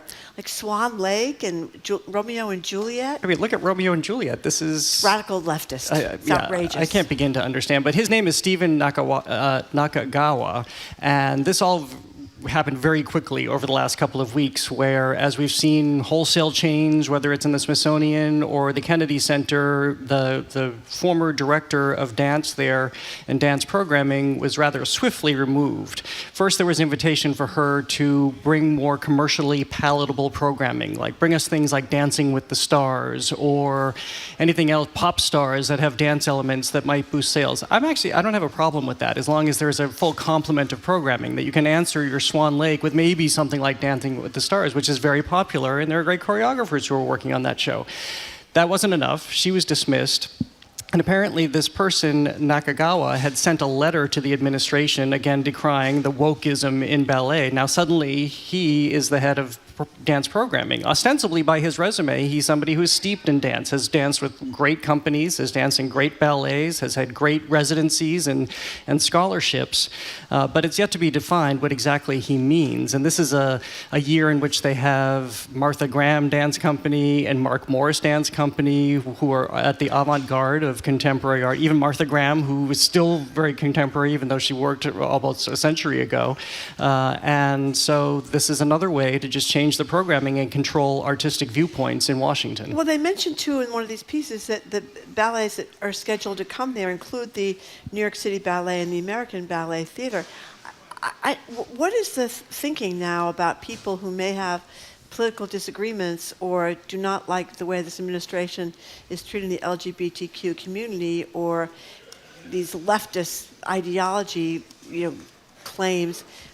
Are people, some of them, bowing out? Some of them, but not all. Yeah, we've talked about this a lot, that some comedians have not taken the stage at the Kennedy Center, but some have very much taken the stage and said, look, this is what we believe in. We're not ceding this territory to a government which doesn't want a very specific art form or a very specific ideology to be presented anymore, but other people have backed out. W. Kamau Bell was on our show, and he had just performed there. And by the way, I mean, my position, and I'm not about to be invited there, is I'd like to see everybody boycott it, but he makes a compelling argument. I think you do too, Jared, about the fact that it's better to use the forum and call out the hypocrisy and all the crap from Trump et al. Is this going to lose its name as the Kennedy Center, I assume, at some point too? Well, there's legislative efforts to make that happen, but there's also basically it's enshrined that it can't be changed, but we know how law is standing up and how code is standing up in this country. Why can't it be called the RFK Jr. Kennedy Center? How about that? How about that as a...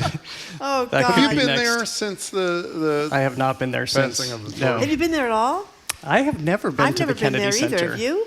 I don't think so. No. I don't know where I was yesterday, frankly, so I'm not sure. I may have been, I may not have been. I don't know. The Nutcracker, that may be the one that pushed them over the edge. All those mice running around.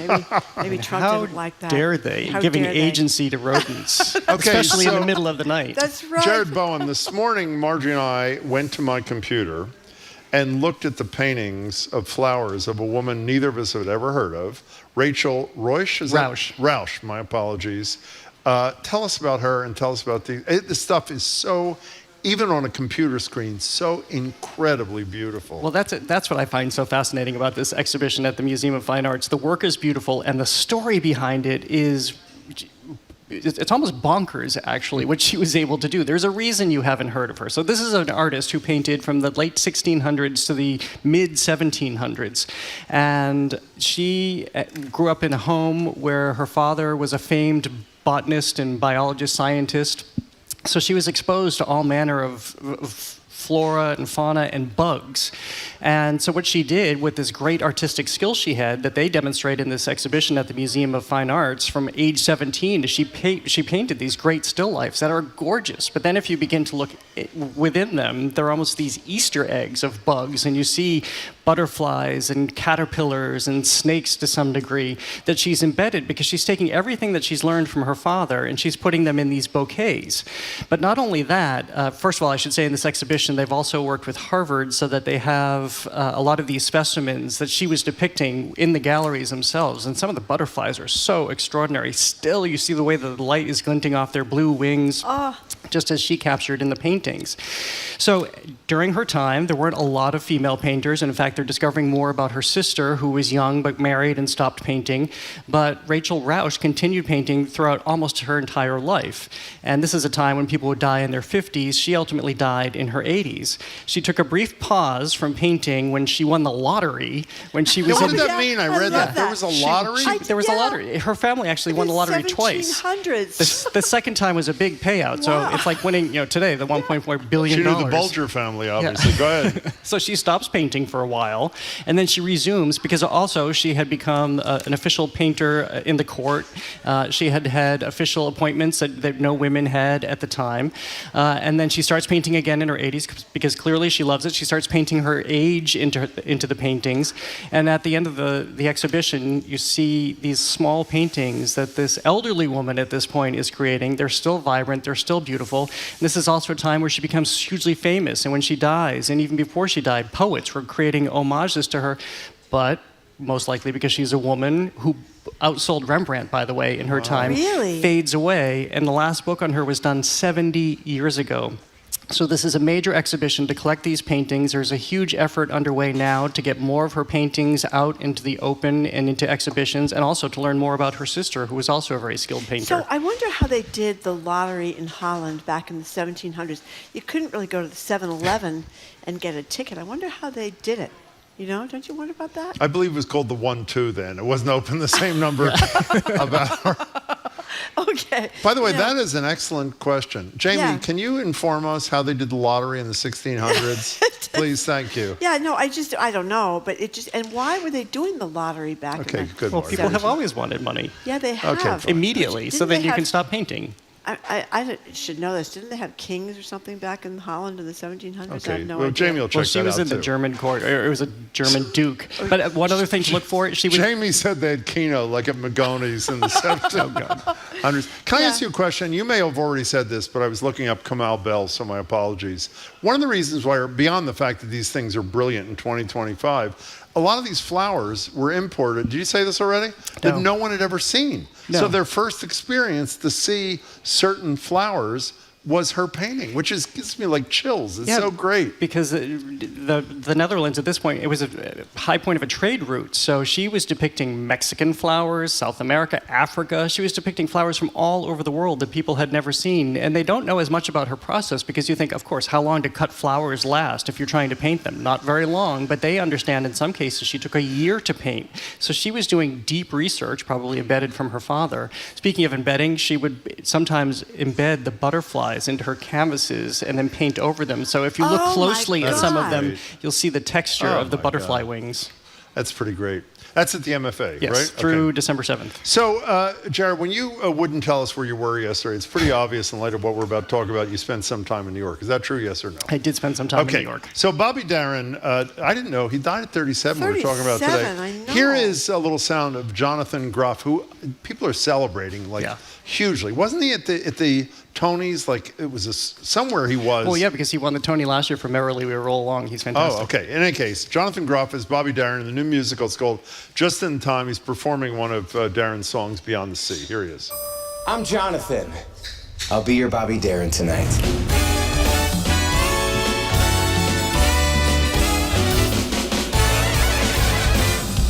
We'll meet, I know we'll meet beyond the shore. We'll kiss just as before. Happy we'll be beyond the sea. For those of you too young to remember Bobby Darin, he sounds exactly like Bobby Darin. He does sound How was like the play? Just in Time. This is so much fun because this is at Circle in the Square in New York, and it is what it sounds like, Circle Theater, so it's in the round, and they've established it as basically a big band supper club. So you walk into the theater, you take your seat. If you're really lucky, you have seats in that center supper club part, and he's walking around as Bobby Darin performing all throughout the audience. Be warned, he describes himself as a wet man at the beginning of the show. He does a lot of perspiring, a lot of spitting, which becomes part of the act.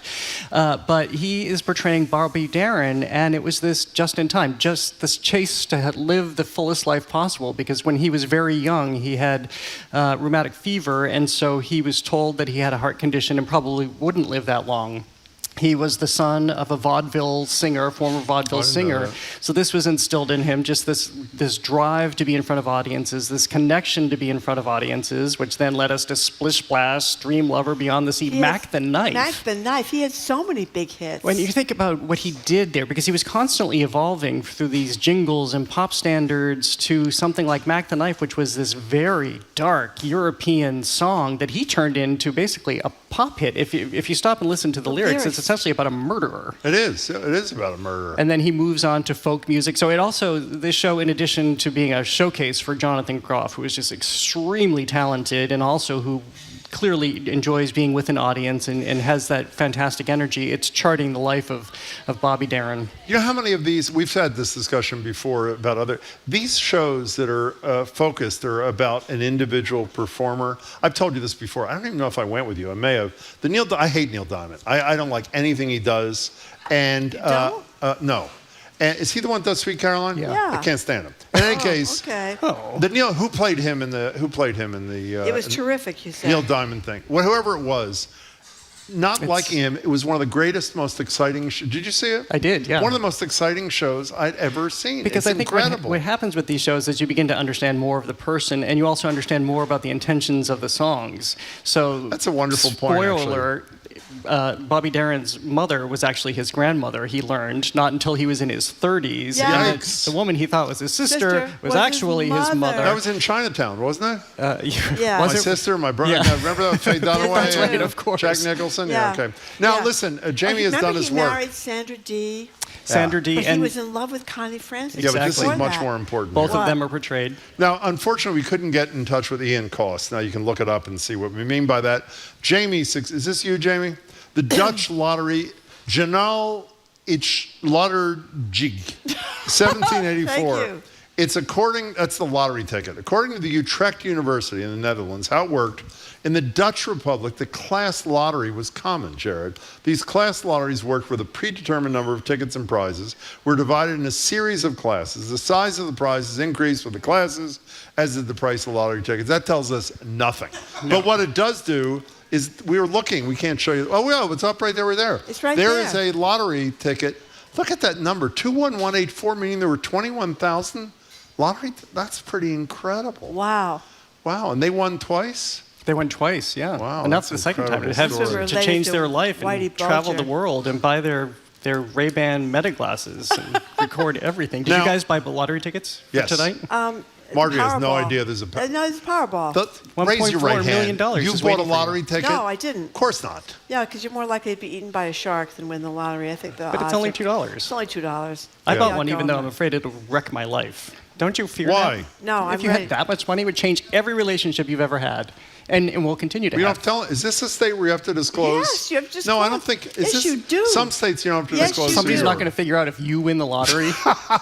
Don't you $1 just- billion. What is it? I think you have to 1.3 stand billion. there with a big check. Is that a Don't- little He obscene? does. Would you And agree? he'll show up in his stretched Tesla to pick up the check. It's not a stretch Tesla. It is it's a a stretched regular Tesla. Tesla, which It now will has be a AI stretched in Tesla. it, which is really time for. Can we do Viola's Room next week? Yeah, because that's a wild one, too. Okay, before we get to that, let's talk about this for. Are you buying a ticket today? You're going to forget, right? Why I would you guess I not can buy go. a ticket? Okay, I'll go buy a ticket. How many people in the audience have tickets to Powerball tonight? Raise your hand. Juliette's raising her hand. Our next I'm raising guest. my Not that hand. many. Not Juliette, that you many. did? Yeah, Juliet's not making enough money herself. She needs a couple extra bucks Oh on the side. It's on every board in America. I'm not supposed to say that. I'm sorry. She arrived in her stretched Aston Martin today. That's right. Okay, Viola's Room next. You're going to come back and tell us what the deal is? Yes, I will come back Live because we're here live. at 2 o'clock, the Culture Show. So stick around or come on down or do something. Okay, Jared Bowen, Good to thank see you, you Jared. very Good much. to see you. We've been speaking with Jared Bowen, Executive Vice Editor for GBH, host of The Culture Show, which is going to start broadcasting right here after BPR today and every Wednesday and every Friday from now on. They're going to bring back the spicy Jared. Jared, that's what I hear. Coming up after this quick break, Harvard's Juliette Kayyem joins us to talk about the bipartisan push for more transparency in the network of collections involving Jeffrey Epstein. Basically, the Jeffrey Epstein survivors talked today at a big press conference. We're going to talk about that, plus RFK's overrunning the CDC and making people very nervous. I'm Marjorie Egan. He's Jim Browder. You're listening to BPR 89.7 GBH, live from the Boston Public Library, streaming at youtube.com/GBH News.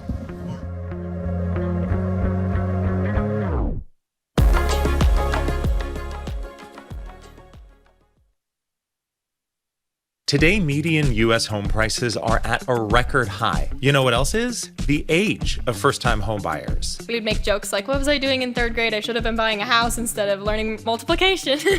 Just because it's been so difficult. How one state is pushing developers to build starter homes people can actually afford. On the next All Things Considered from NPR News.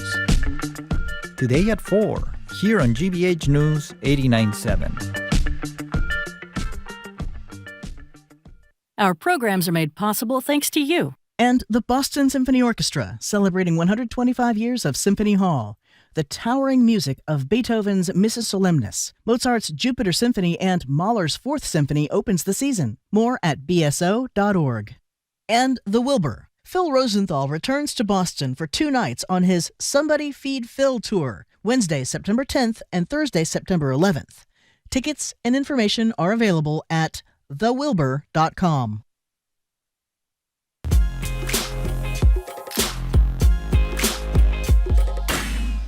Welcome back to BPR. Marjorie Egan, if she were... Oh, wait a second. Oh, it's 12:30. It's me. Marjorie Egan and Jim Browdy, live from the library, streaming youtube.com/GBH News. On Friday, keep saying it because we're quite excited, conductor of the Boston Pops for 30 years is going to co-host the show with both of us. CNN's Brian Stelter, brilliant media analyst, will join us. Live Music Friday with Jason Tremblay. She is spectacular. She's about to perform with the Pops for the first time a week from Friday. Marianne Leone, one of our favorites, author, actor. She was in The Sopranos and a ton of other things, et cetera, et cetera. We're joined now by national security expert Juliette Kayyem. Juliette is former Assistant Secretary for Homeland Security under Barack Obama, faculty chair of the Homeland Security Program at Harvard's Kennedy School of Government, and CNN senior national security analyst. Hello, Juliette. How are you? Hello. Hi, everyone. It's good to be back. Is it? It's not. I just lied. I literally opened with a lie, but I'm back. Why? Because you're on the beach? I found yesterday, I mean, I'm a pretty upbeat person, and just like the shock of the post-Labor Day Tuesday. No, I mean, getting back to the world. Getting back to the reality and the pace and everything. So it is actually good to be back. I'm telling you that now. And I am playing the lottery. You know what I didn't tell you, by the way? I made a joke yesterday when we were talking about how do you keep summer going. And I said on the air that I was going to continue playing pickleball into the fall. Yeah. And a friend of mine who is actually a pro pickleball player, I mean, they texted make me money from it? Yes, and said how excited she was that I was not. Can you imagine me playing pickleball? No, I can't. No, but you know, there's courts right near us. We live. They put some courts at the tomorrow morning. Sure. Fabulous. 5:30. Okay, 5:30 is good. Yeah. It's still dark. Okay, good. Okay, so Juliette Kayyem, as you know, there were survivors of Jeffrey Epstein's sexual attacks were all over television this morning. They were talking about it in a press conference that was held this morning. Here's a little sound from one of those survivors, activist Liz Stein. She was speaking at the press conference this morning. Here she is. I think. We'll get her sound. Overcoming the terror and the trauma that was inflicted on me by these sex traffickers. Overcoming that became my decades-long full-time career. As survivors, we're initiated into a sisterhood. We're in a sorority that none of us asked to join, but we all stand here today strong, stronger together because our collective voice is powerful. We stand together also to honor the beautiful souls who lost their lives in the pursuit of getting justice for Maxwell Epstein's crimes. So what do you make of this? Do you think we're ever going to find out exactly the who, what, where, when, and whys of the Jeffrey Epstein story? Well, I guess I can answer. It's not going away, and I am surprised. I'm even surprised about the sustainability of this. I think part of it is exactly what she said was, you know, you can silence or buy off one woman, you can plead or lose a case against a woman, but this group of women who have come together to essentially keep this story alive, there's something that the media can focus on and you can't get rid of easily, right, as Trump often does. I think the second is it's just there's no sort of pro-pedophile, the behavior is so disgusting. Donald Trump is pro-pedophile. Well, by definition, he is. Right, but it's not like this isn't like, I guess what I'm saying, like you can always find sort of like a corporate or market defender of what Trump is doing in some other realm. But this one is like, I mean, at best, people will be silenced. And you see Trump getting nervous about this, that he has no allies, is that today, as you noted before the show, he said this was all a hoax. Democratic hoax. Democratic hoax. Right. Of course, he ran for office on this, on the Epstein files, keeping people like Bill Clinton protected. And so he seems to be getting a little bit more desperate, and the women are being very smart about sort of keeping the focus not on Trump but on Epstein. And I think the more you keep that on Epstein, Trump is of course in the orbit, but you keep it on Epstein and what he did to them, and that will continue to be a story because it's so horrific. Let me add, this is obviously is a hypothetical. I am, as you know, optimistic about nothing. Yeah. However, except pickleball. It seems to me today may have been a tipping point moment when you have Marjorie Taylor Greene, one of the most right-wing members Yeah. of Congress, who I think is immovable in this issue, and Ro Khanna, one of the most liberal members of the Democratic Party, and others, Massey from Kentucky, all standing there and then introducing these unbelievably courageous now women who are talking about the pain and violence they experience. It seems to me going back is really going to be tough. Yeah. Is that naive or No, no? I think that's right. And it's interesting because Trump took it out not just took it out on Democrats, but took it out on Massey and said, look, anyone who sort of follows along with him, I'm going to primary you. Well, that seems like a very extreme tactic at this stage. And I think because he's running out of tools. I will say that the release of these documents is a little bit of sort of gaming by the Republicans. My understanding is what they're releasing or continue to release is the same thing that has been released before. So we haven't seen anything relatively new or relatively shocking. All we have is the testimony, I'm putting this in quotes for those not watching, of Giselle Maxwell, and that I just don't believe to be truthful. So you have these women who are saying they're going to name names and everything will come out, and I think it will. Well, I wonder why they haven't named names, because if there are other people involved besides Maxwell and Epstein. You mean the survivors? Yeah. Oh, okay. Yeah. That's a good They point. haven't. I mean, part of it is going to be, I think they are smarter than we're giving. Well, I think they are very smart, and I think in terms of how they want to release the interactions and who they are, I'm sure that there is a plan to do that, and they have to verify it. If they say Jim Smith was there 7 times, and then it turns out there's no proof that Jim Smith was ever there, they need to be right. They can't get anything wrong with Trump watching over them. Yeah, I get that, but they've got a lawyer. They know what happened. Yeah. It just seems odd that's the whole question. I mean, was Trump involved? I don't know if Trump was involved, but if there are other people that were involved who were on these airplanes, et cetera, we know about the flight logs. Yes. It just seems odd that they know, and we still haven't got. I don't have a good answer to that, but I do think because that maybe these there names was will no come one out. else. That's what I'm wondering.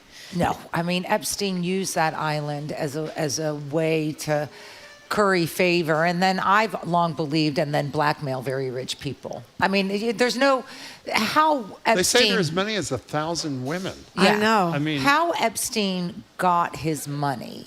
Follow the It's a money big trail. mystery. Yeah, is a it's big true. mystery. Yeah. But why were people paying him for his services and Well, the consulting financial guy, services? Right. and they said he didn't really know much about financial yeah. consulting. Yeah, but he but you're got paying him more because than he $1 has million. pictures of you with a bunch of girls. Yeah. I mean, that has long been the suspicion. The is theory. that this was a very complicated scheme of getting these girls, getting them at places like Mar-a-Lago, and then blackmailing or using powerful men's interest in young girls as a way to get paid by them. But what has become clear to me is that Mar-a-Lago has we look at the island, but the island has a feeder. And I think with the stuff that you've already started to see in which Epstein and Trump are fighting over various properties, right? Various staff at Mar-a-Lago has a lot to do with Trump knew exactly what was going to happen to them. Or if that's how you pronounce it, the late Virginia Giuffre. She was working at Mar-a-Lago before she got hooked up with Jeffrey Epstein. But you know what was interesting when they had in one of Epstein's depositions when he was asked by the lawyer, were you ever in a room or situation with Donald Trump and underage women? And he took the fifth. Yeah. And I thought that was interesting too, because if he wasn't, why didn't he just say no? Yeah.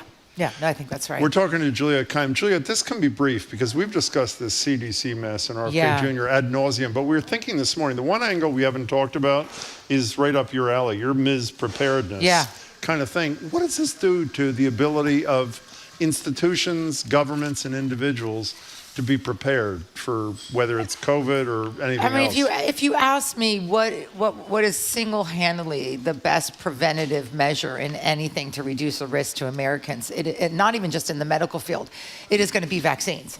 It is going to be the ability to live in a complex and integrated society without what our parents grew up with, which is like some kid could get polio one day. My mother had polio. Yeah. Oh, I didn't know that. I didn't know it till I was an adult. Actually, she never told me. Yeah. No, you have it. You hide it. You hide it, right? It was like, yeah. and so make measles great again is like basically, the way I think about it.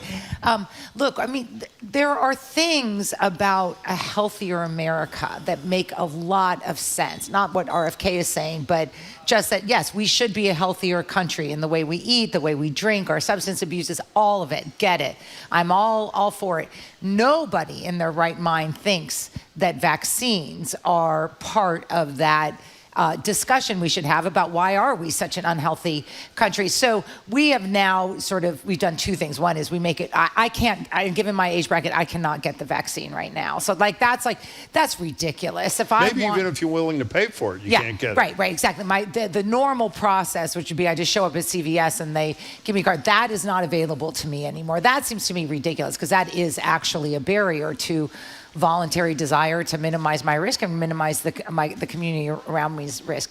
The other is, of course, the assault on expertise. I mean, I saw something from the CDC that was like completely, like maybe it was about smoking or something. I was like, well, I'm like, who knows, They're stopping the funding of the anti-smoking programs. And everything. So you now have one of the most expert institutions, not a lot like the National Weather Service, that is now unreliable. It doesn't come back for a long time. Did you hear what happened in Florida today? In Florida. Tell people about that. Yeah, Florida, he's announcing, his Surgeon General is announcing that they will no longer require mandatory vaccinations for public school. This was going to be the next round. So that, as we all know in Massachusetts, for example, it's a mandatory vaccination. You have to show proof of it to enter your kid unless there's an exception, and that the school is actually monitoring sort of herd, right? So making sure that you have above 94% of the kids vaccinated. That protects all of them. This is the most horrific and self-absorbed policy coming out of Florida, because what it basically is saying is the kids that get vaccinated are going to be pulling the coattails of let me do it a different way. The kids who aren't vaccinated are on the coattails of those who are vaccinated. It's the most self-centered group of people I have ever met in my life. If there's a child in one of those classes who is a cancer survivor or is living with someone, who cannot be vaccinated because of that, you could kill that child. Yeah, this is no joke. I don't know and the fact that we're sitting around here being told we can't get vaccinated again for COVID, or children can't get vaccinated for COVID, or pregnant women. Yeah. I mean, are we just going to sit here and is somebody going to do something about this? Well, it's interesting. Talked about the states getting together. The states are getting together, override. and I thought I saw something that New England states were going to get together too. I thought I saw, or maybe there was an early story about it. I agree with you, and I think something interesting is going on, which is I think there are lots of Republicans who, this issue seems to be one in which there's enough fissures in the MAGA, we're going to do whatever Trump wants, that you might start to see some fissures. Of course, we saw Bernie Sanders, say that he should be impeached or he should be fired or resign. Jr. Yeah, he's RFK Jr. No, can I be worse than that? Okay. And I will say this publicly now. He's a eugenicist. And I think we have to say that about our HHS secretary now. I don't use that word loosely. I don't use the word Hitler. I'm not the Hitler person. Like everyone's Hitler. I'm not that. If you actually listen to RFK Jr., there is a belief that there are chosen healthy people and not chosen unhealthy people, and good luck to the latter becoming the former. But we're going to do nothing as a society to our moral responsibility in society to close that gap. Why else could you defend the end of research for brain cancer for children? You just can't. Or the end of vaccines. There is a it's precious. It's coming from a former heroin addict who clearly got help overcoming his addiction, right? I mean, he is proof that public health and medical investments can actually cure diseases that, including heroin addiction, and make you a healthier person. It can't save your brain, but it can save your body. And I think the word, I've been starting to see the word eugenicist about about RFK Jr. And I think crazy gives him too much credit. I actually think he's quite smart. I think he believes this. Well, I don't. But in any case, regardless, he's doing it. So another person who's a leader who is disappointing, at least me, when you have Pritzker in Illinois and the Chicago mayor standing up to this BS notion, we're going to send him in, as Trump says. Newsom in California, Healy and Wu here in Massachusetts. The mayor of Washington, Bowser, has now said, essentially, we're glad that the federal authorities are involved in domestic policing. And the theory, at least in the Washington Post, I shouldn't say it's a theory, some suggest that the reason is she needs so much, because Trump has so much power over Washington, as opposed to, for example, the decision in the court yesterday that the sending in of troops to LA was illegal. He has power over Washington, obviously.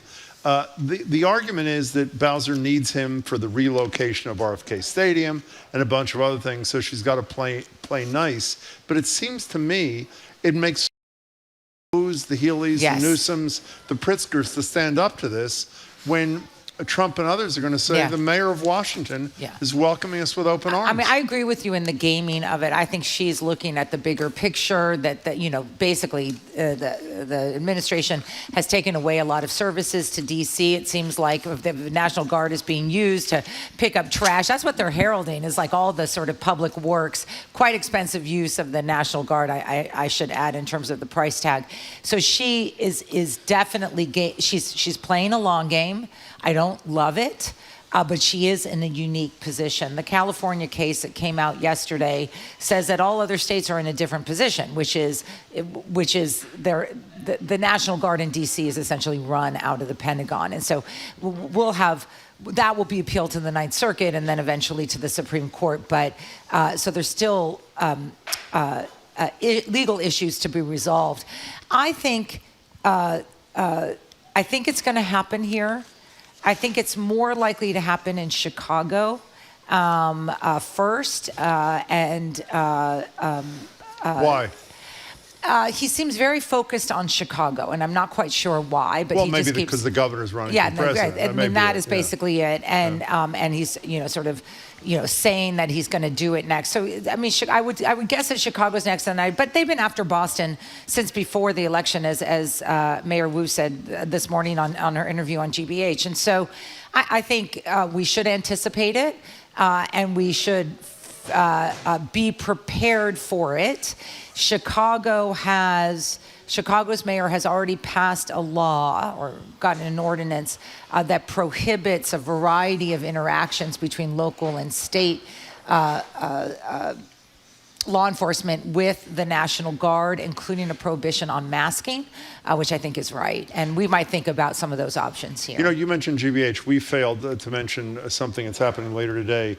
Congresswoman Presley met with some of the survivors yesterday, and she's going to be on with Arun this afternoon talking about what that experience was like, what the women had to say. So you should make sure you tune in this afternoon. Good. So we only have a couple minutes left. Now that we don't, it's America first, I would say. Always. America only is always. their position. America always. President Let's just take it even further. Seems to be the leader of the world now. He had the leader of North Korea. He had the leader of India, whereas with a 50% tariff. He had President Putin and all these people. What's the consequence of this assemblage of huge power in This is Beijing? like not getting enough attention, because the biggest piece, of course, is the Modi piece. India. So based on reporting in the New York Times, our understanding is that Donald Trump knew the strategic importance of India in the U.S. Alliances, to keep India closer to us than it was to China, but could not could not forget a phone call he had with Modi, the head of India. That phone call, by a number of sources that were reporting to the New York Times, went something like, "Hi, Modi, I want you to nominate me for the Nobel Peace Prize because I resolved the India and Pakistan issue." There was a sort of a blow up a couple months ago. Modi reminds him that Trump had almost nothing to do with it, but also said, "Hey, Trump, I have my domestic politics, and those domestic politics basically preclude me from doing something like that. Why don't you find some other person?" Trump says, "Look at everything we've done for you." Anyways, it ends with a 50% tariff on India. That is essentially how we are deciding what countries are getting tariffed and how they're getting tariffed. And is looking for cheaper markets and turns to China, which is becoming a place that, I mean, here, can you believe this? China is more reliable, cheaper, is investing in clean energy, which is where the money is. We're investing in AI and crypto. And let me tell everyone, the future is not, the money is in clean energy. And we just shut down that plant. Yeah, I mean, we're sort of like going backwards now, and is consistent. China is consistent. We are none of those things anymore. And so if you're India looking at various markets and how you're going to play them, you are making friends with China. You then have Russia, which is aligned with China, North Korea, like, okay. And we're supposed to be outraged, and Trump sends this tweet or social media thing that's like supposed to be funny and sarcastic, and I don't even get it. But also saying have fun trashing the United States. Yeah, but it's also like it's so understandable. Like that's the thing that I'm not rooting for the enemy. It's just if I could take a step back from being an American and just looking at the world, Brazil. The EU, like if you're those entities and you're thinking about where the power is, you're looking at the United States as you cannot excuse Trump as a blip. He's back. And you cannot excuse this movement as sort of short-lived. This will be a long time. And you're looking at other parts of the world and you're thinking, where are my alliances? And it's just like, it's not good for the United States, but it's understandable, and we're doing nothing to counter it. Juliette, good to see you. Thank you. Good to see you. You will. Thank you. Good luck tonight on the lottery. Thank you. I got 10 tickets. Sure you do. We've been speaking with National Security expert Juliette Kayyem, former Assistant Secretary for Homeland Security under President Barack Obama, faculty chair of the Homeland Security Program at Harvard's Kennedy School of Government, and CNN senior national security analyst. Juliette, thank you. Coming up after this quick break, just enough time for our Exalted Two More Things segment. I'm Marjorie Egan. He's Jim Browdy. You're listening to Boston Public Radio on 89.7 GBH.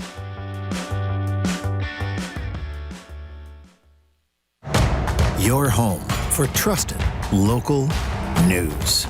GBH 89.7. The news you need from across the Commonwealth. The latest from Boston, Brockton, Brookline, Lowell, Lawrence, Worcester, and Western Massachusetts. GBH News. Online at gbhnews.org. Streaming on the GBH app. And always on GBH 89.7. Support for our programs comes from you. And the Museum of Science, presenting the new exhibit, Perception Playground, which explores how your brain shapes your understanding of reality. Tickets at MOS.org. And Burton's Grill and Bar, serving weekend brunch with dishes like cast iron French toast, chicken and waffles, and short rib hash. A gluten-free menu is available, with 8 locations in Greater Boston. burtonsgrill.com.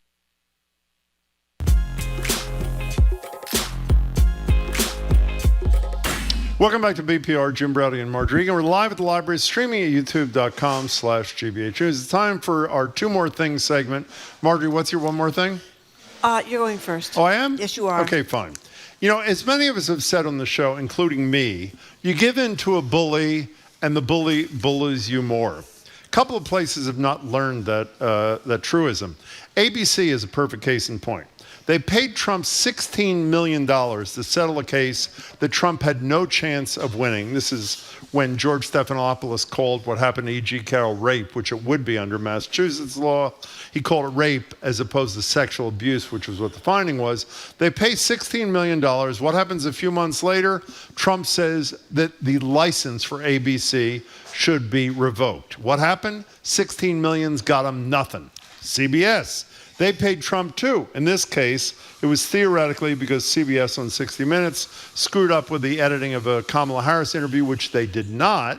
We all know it was a bribe paid so that Shari Redstone could get the merger that she wanted done so she could make hundreds of millions of dollars.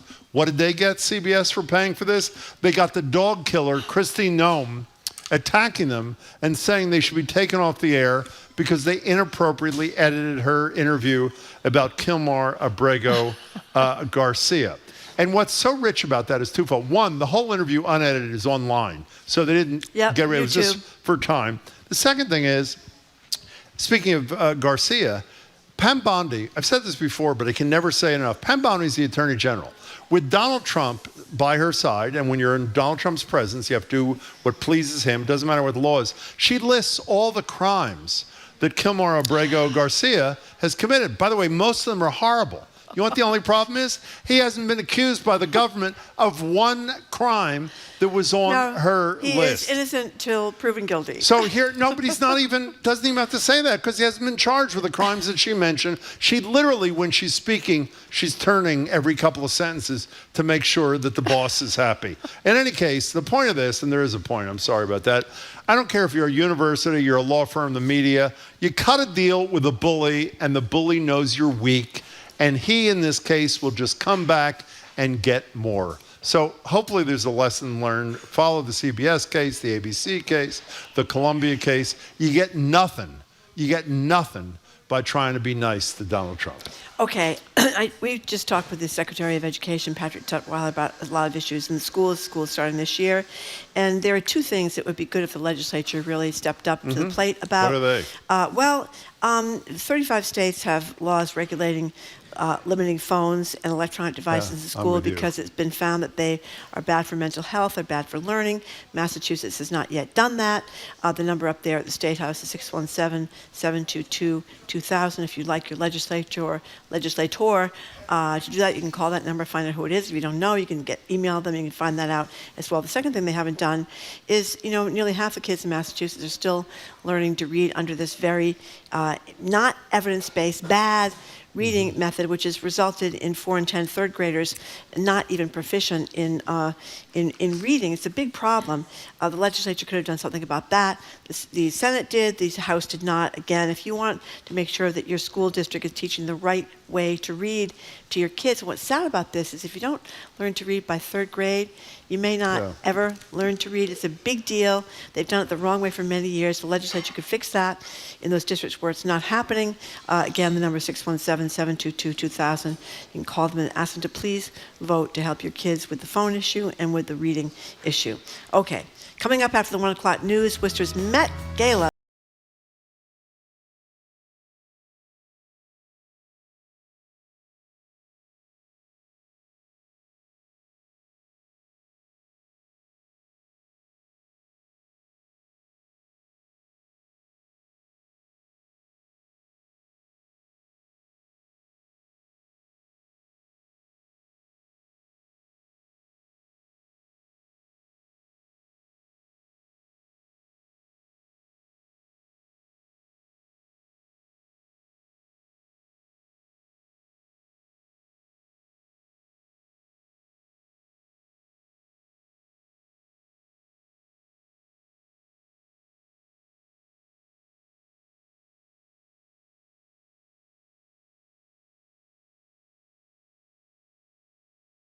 Where you come to find serious news and analysis of local, national, and international stories. It's not just nice to have, it's a have to have. Support this trusted home for fact-based journalism at gbhnews.org. Support for GBH comes from you. And Rockland Trust Bank, helping foster healthy relationships with money by providing education and resources to the community, one neighborhood at a time. Rockland Trust Bank, where each relationship matters. Member FDIC. And the MBTA commuter rail, helping riders skip the stress of city traffic and parking. Just take the train. You can plan your trip at mbta.com/massbytrain. You're listening to 89.7 WGBH HD1 Boston. Online at gbhnews.org. GBH News. What matters to you? I'm Jim Browdy, head on Hour 3 of BPR Live from the Boston Public Library. We'll start the hour with Love Your Labels, a Worcester-based nonprofit offering LGBTQ teens community and fashion finesse. They're hosting their annual Queer AF Runway Fashion Show fundraiser extravaganza. We'll talk with founder and president Joshua Croake and 19-year-old designer/ice skater/future doctor Caelyn Lam, and we'll also talk about Worcester as a sanctuary city for trans people. I'm Marjorie Egan. Then as Trump's tariffs take effect, there's expected to be a bump in the cost of coffee. We'll open phone and text lines. Are you preparing to pay more for your morning cup of joe? Gearing up for a switch to tea, or quitting coffee cold turkey? And importantly, how much are you willing to sacrifice for your coffee addiction? A few extra bucks a month? Your ungrateful kids' college fund? Coffee and you next on the third hour of BPR 89.7 GBH, live from the Boston Public Library.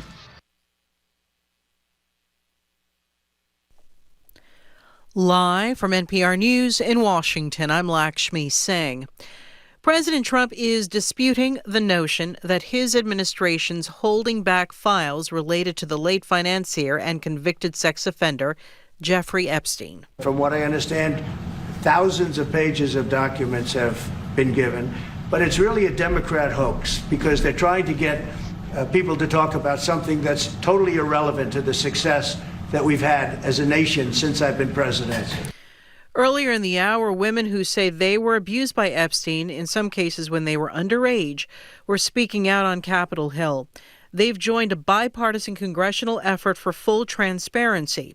The women allege powerful people have yet to be held to account for participating in Epstein's crimes or covering up for him. Epstein died by suicide in 2019. President Trump addressed the Epstein file controversy as he was hosting the president of Poland, Karol Nawrocki. Esme Nicholson reports Russia's war with Ukraine is on the leader's agenda. Nawrocki's meeting at the White House is his first foreign trip since taking office last month, and he is expecting a warm welcome. Trump has praised Poland for spending the highest GDP percentage of any NATO member on defence. But nervous of Russia, Nawrocki is expected to push for an increased US commitment to Polish security, including keeping US troops on NATO's eastern flank.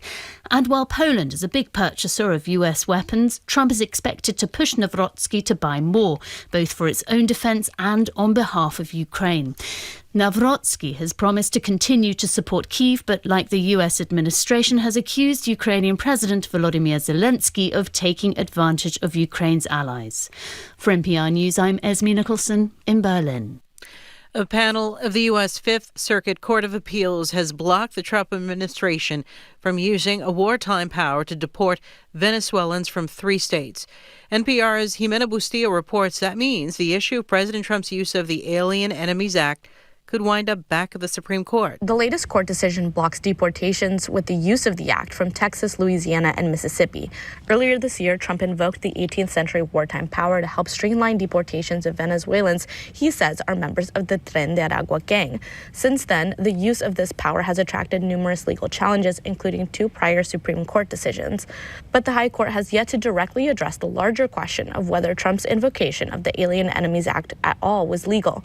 This preliminary injunction can now be appealed by the Trump administration to settle that bigger question. Jimena Bustillo, NPR News, Washington.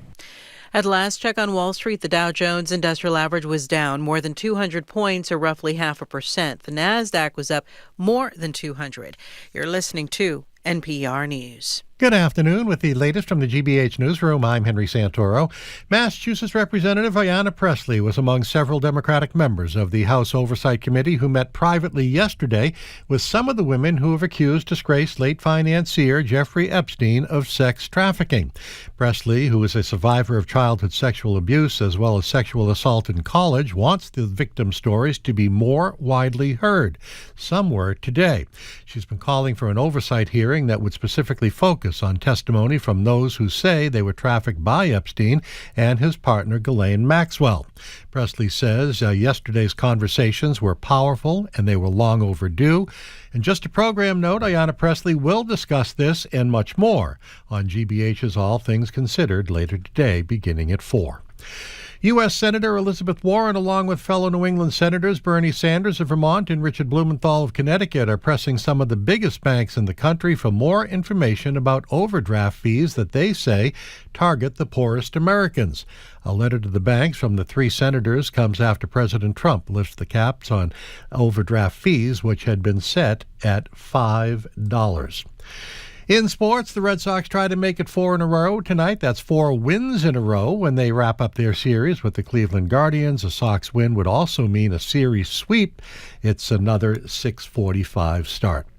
What a beautiful day in the neighborhood. Sunny near 80 today, clear low 50s overnight, sunny and 80 tomorrow, and then partly sunny low 80s on Friday. We're at 78 in Boston right now. This is GBH News. Support for NPR comes from NPR stations. Other contributors include Progressive, with small business insurance for protecting a variety of business types with multiple coverage options, designed to fit business owners' needs. More about small business insurance is at progressivecommercial.com.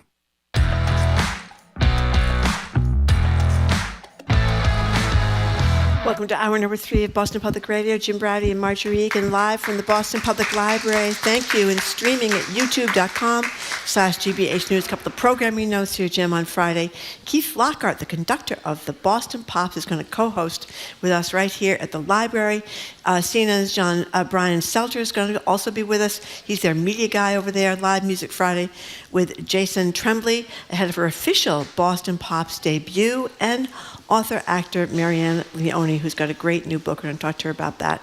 Plus, 2 special broadcasts from our NEPM affiliate on September 15th and 16th. We're going to be up there in Springfield. We're going to be joined by former governor, Deval Patrick, Congressman Jim McGovern, and AG Andrea Campbell, and more. Hello again. Jim. You know, I'm jealous because you had so many program announcements. I'll add a few myself. Oh, okay. Okay, if All I right. may. One, a reminder that for the first time ever, the Culture Show is live at the library today at 2 o'clock. It's always live Fridays. Today it's live. So starting today with Jared, he'll be back with us to tell us what he's doing in a little bit.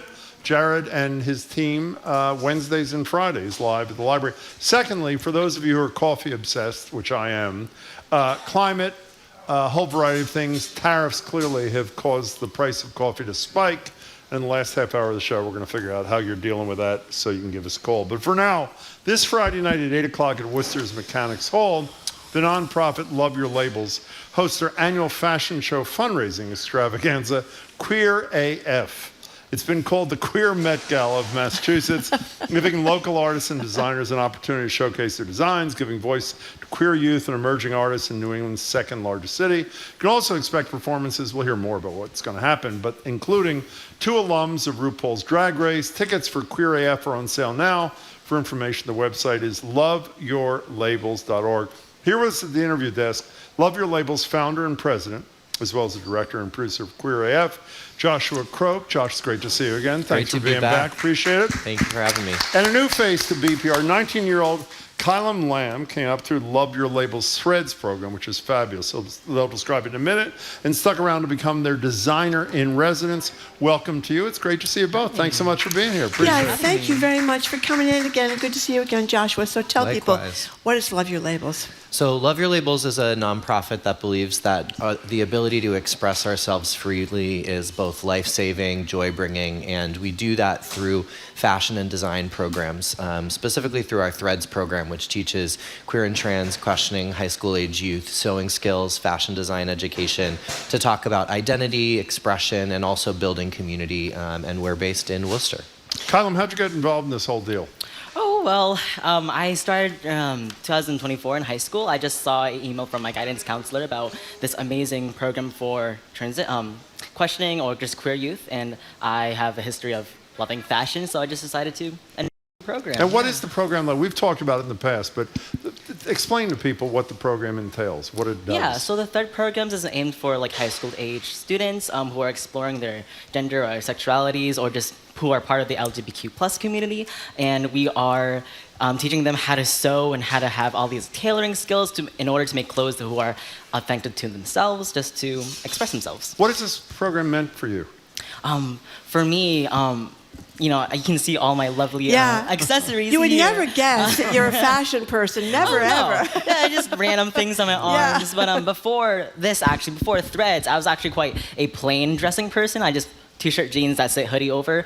But through exploring my gender and sexuality, and through the Threads program, I was able to have the abilities to sew all these amazing things to better express like who I am as a person. So I think like living this like authentic life is like, it has like made me a really happy teenager overall. And you know what I thought was really neat, Joshua, is that kids get to keep the sewing machines when the program is over, because they're not cheap sewing machines. That's right. One of the things that we're really focused on is fully scholarshiping the students to participate, and they get to keep their machines at the end of the program so that they can keep creating. And where do you go? Where do you go for the Threads program? Is it in part of a school building, or is it someplace else? Where do you go?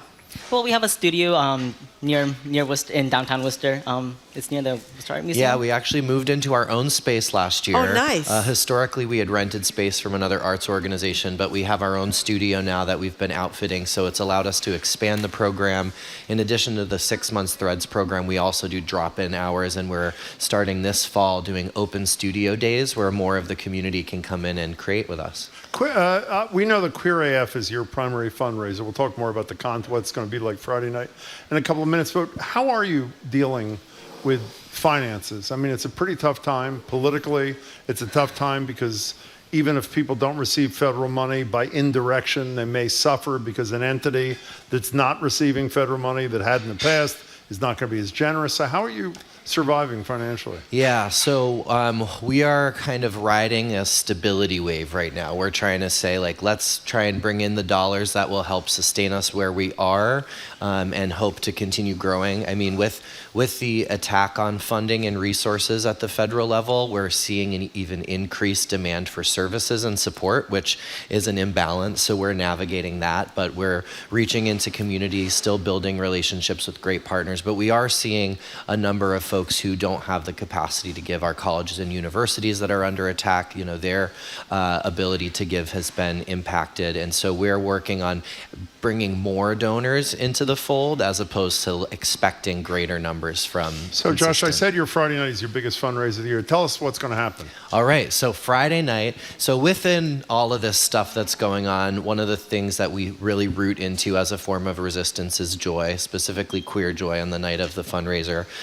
You can expect fashion, drag performance, dance performance. We've got Raja Gemini, season 3 winner of RuPaul's Drag Race, who is going to be our drag headliner, and another RuPaul's Drag Race alum, but now is on the current season of Project Runway. Utica Queen is going to be our fashion design headliner, alongside amazing local designers like Kaelyn from our program, alongside a number of Kaelyn's peers and folks that Kaelyn mentored through the last program as our youth fashion designer in residence. Who are the models? We've got some pictures. We've got some pictures of Kaelyn and his designs from last year's show that we can stream for people that are watching on YouTube and people that are here at the library. Yes. Yeah, that's from last year, right? Botanical Hall is also great. Yes. It's a great venue. Yeah, go ahead. Yeah, I was modeling for some other designers, but I did make the black sequin suit, and that's one of my most proudest works. I would say, yep, right there. Right there. On my left, yes. Who are the models for who are they? So we run a community-based modeling program. So all of the models that walk in the show are from the community. And initially when we started the fundraiser, it was kind of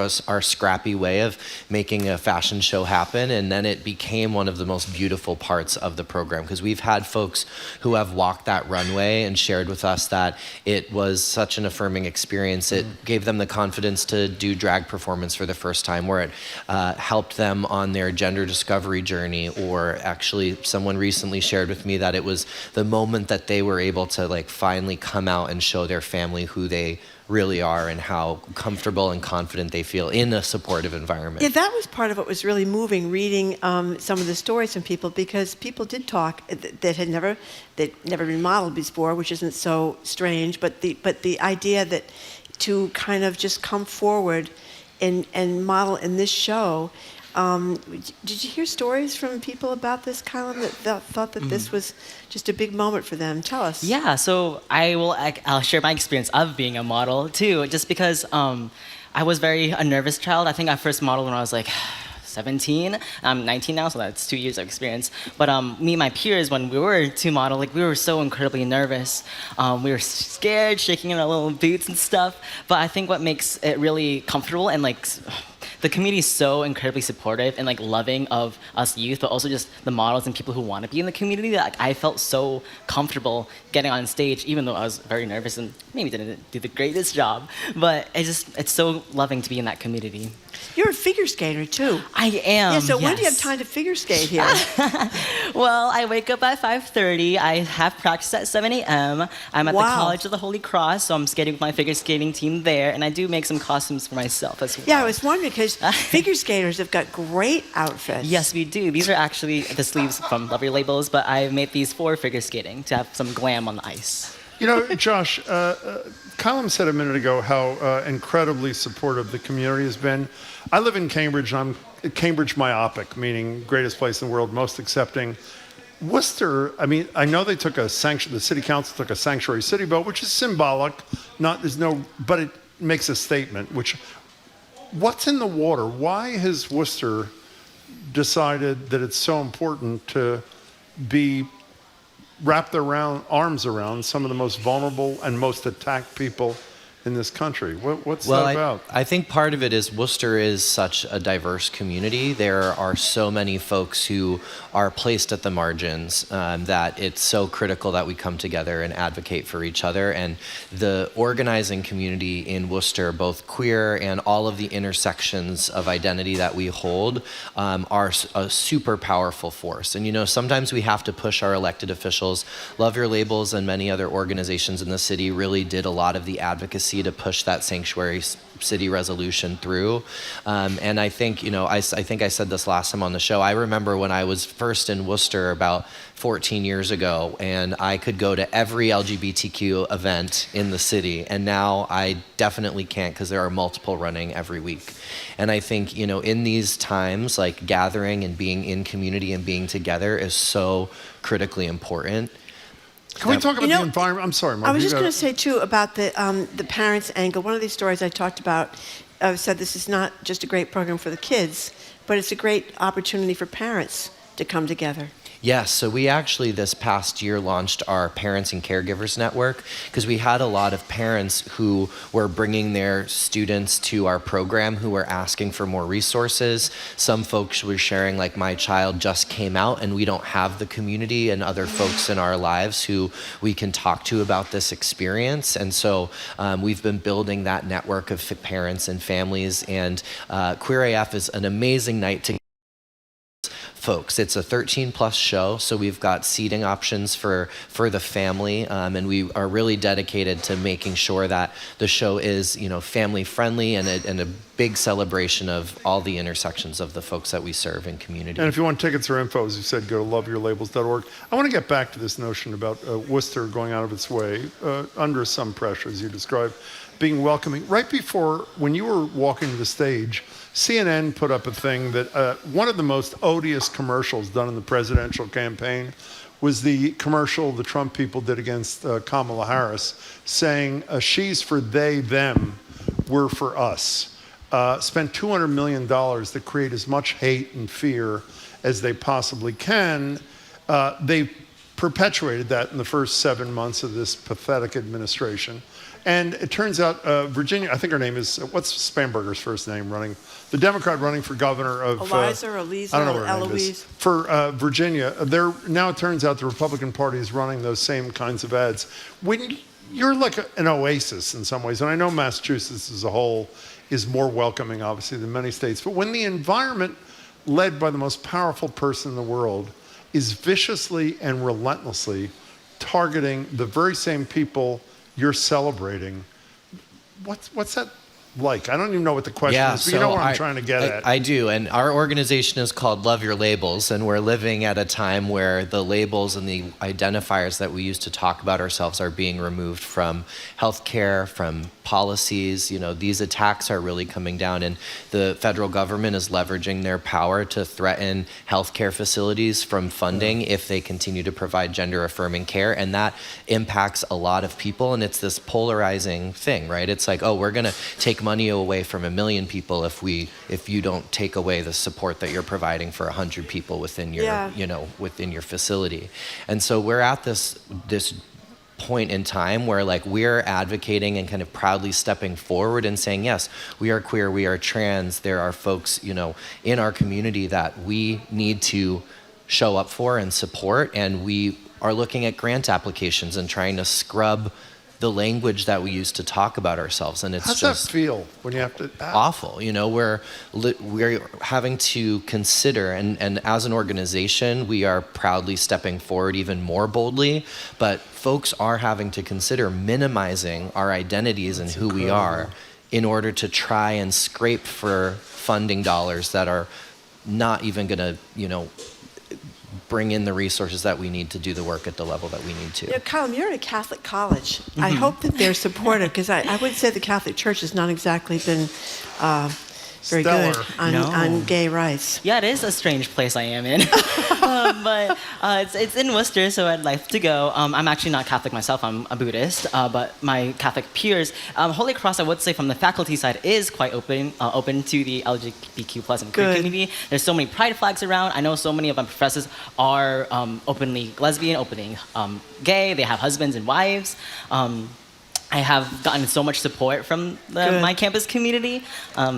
Yeah, and you'll remember a few years ago when the Nativity School was at odds with the bishop in Worcester. Holy Cross came to bat for the Nativity School. Yeah, they would want to take down the Black Lives Matter and the Pride flag. That's right. And they basically told that bishop, who I think had a history. Drunk driving record, didn't he? Yes, quite he a problematic figure. I think figure. they told him to thanks, but no thanks. And I kind of love that. Yeah. You know, Joshua mentioned before, and I'd like to ask you about this too, because I've heard this phrase, joy as resistance, in these troubled times several times now. And it does seem important to remember that, because you can get pretty down in the dumps about where we are right now.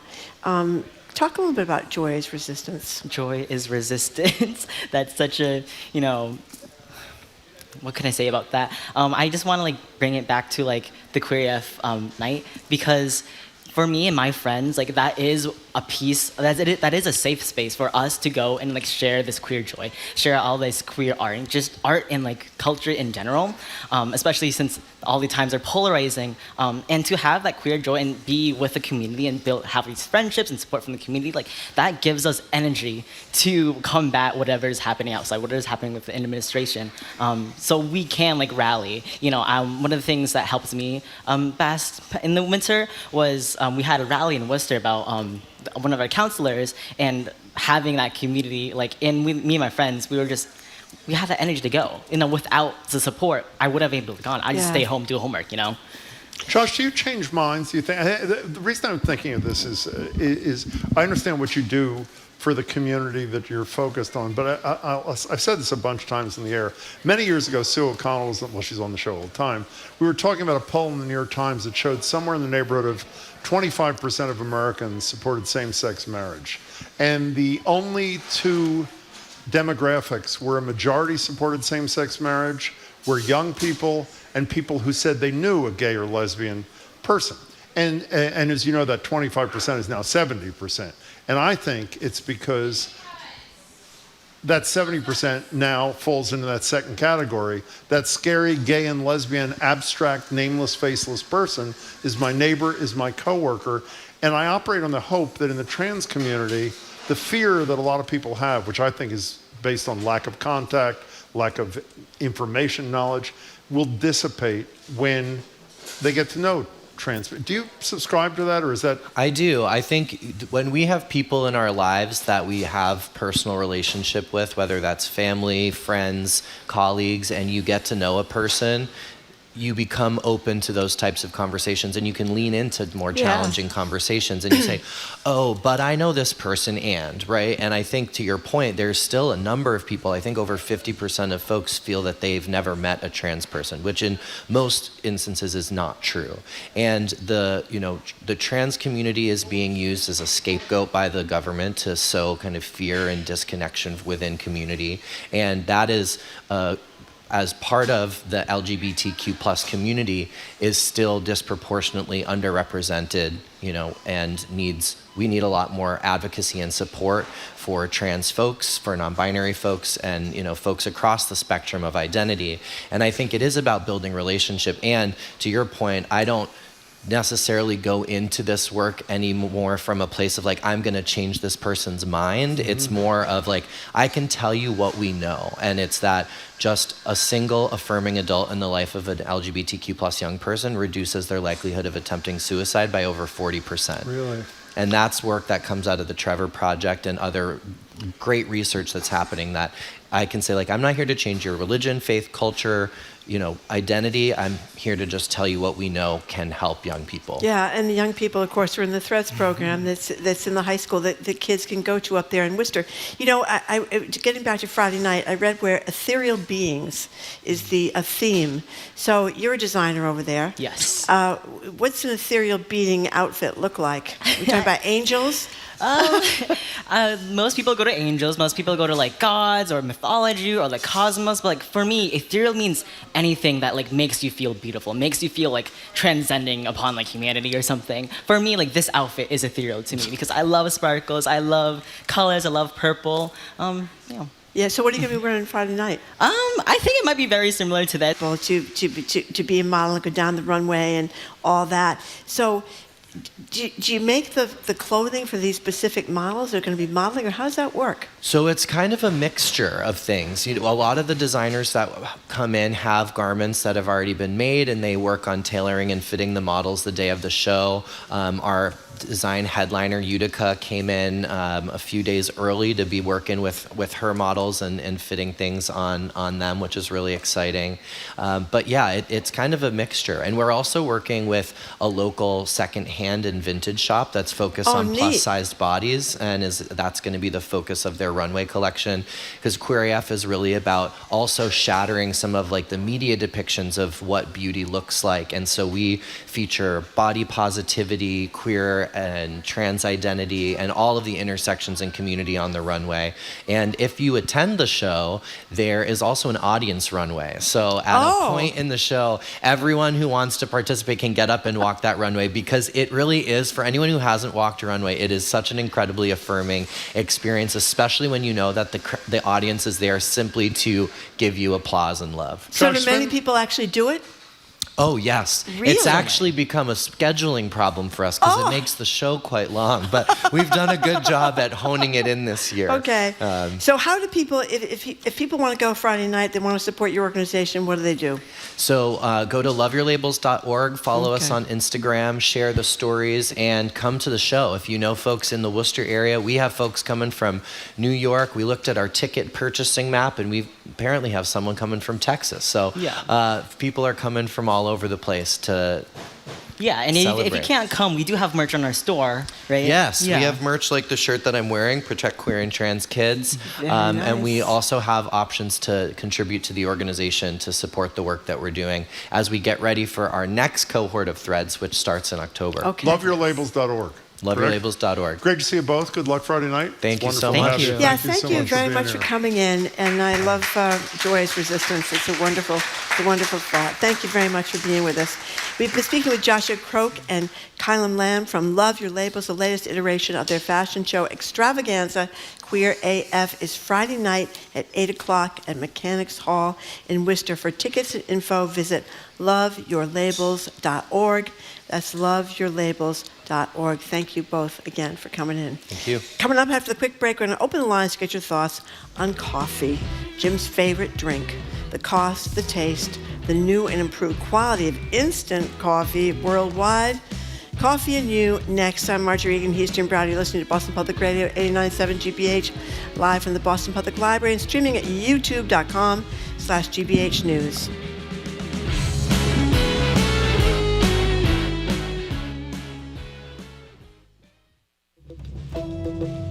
Massachusetts Congresswoman Ayanna Pressley wants to give Jeffrey Epstein survivors a congressional hearing. I'm Arun Roth. Coming up on GBH's All Things Considered, the Congresswoman joins me to talk about her efforts and her private meeting with survivors. Plus, voting rights advocates are pushing the state legislature to allow same-day voter registration. Those stories and all the day's news starting at 4 on GBH 89.7. Our programs are made possible thanks to you. And GM Roth Design Remodeling. Dreams delivered. With custom kitchens, bathrooms, and additions. Serving New England for over 39 years. Learn more at gmroth.com. And Arts Wayland, hosting songwriter Mark Arelli for a workshop entitled The Architecture of the Song, followed by a concert on Sunday afternoon, September 7th at 2. Learn more at artswayland.org.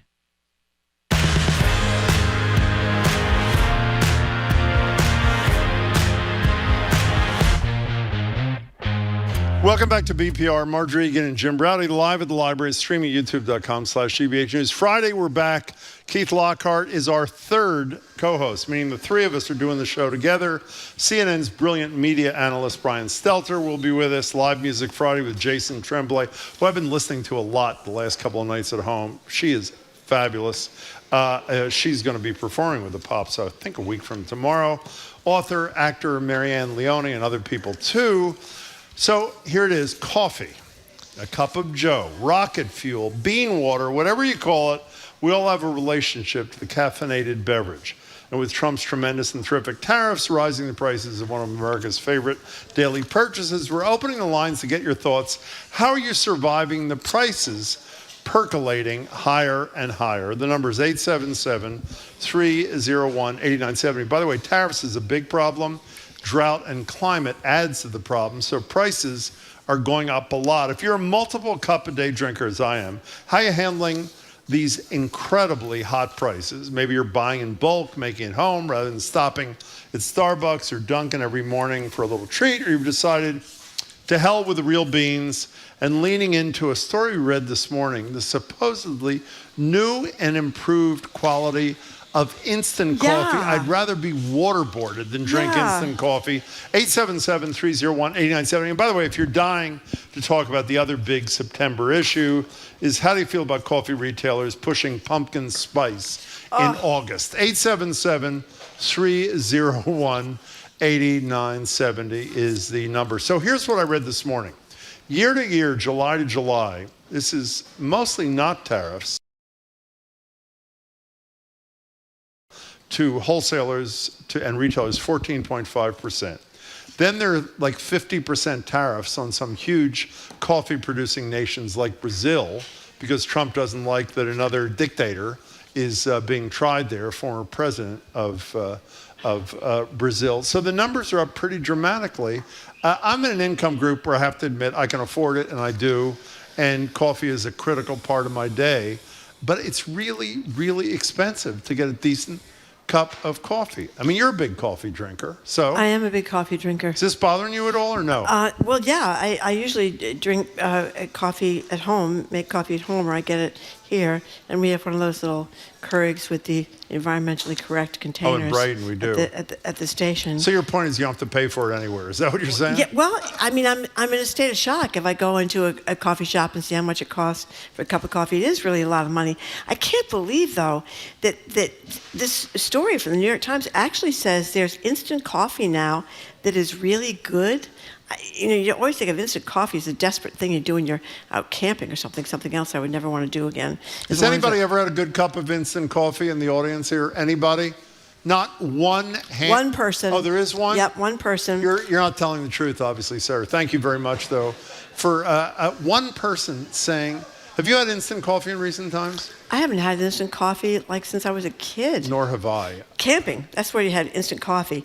But they're talking about in the story that there are places like Onyx, O-N-Y-X Coffee Lab that makes really good coffee, instant coffee. Swift Coffee is supposedly really good coffee. I don't know. I know people get cheap coffee at Cumberland Farms. I've heard that. That's not instant coffee. That's brewed coffee. That's brewed it's just coffee, but it's beans. cheap. It's like $1, $1.50 or something like that. That's pretty cheap. So how are you dealing with the dramatic rise in coffee prices? How important in the pantheon of food and drinks is coffee? If I have to say, if tariffs produced, for example, beef prices are going up, I'm a big hamburger kind of person.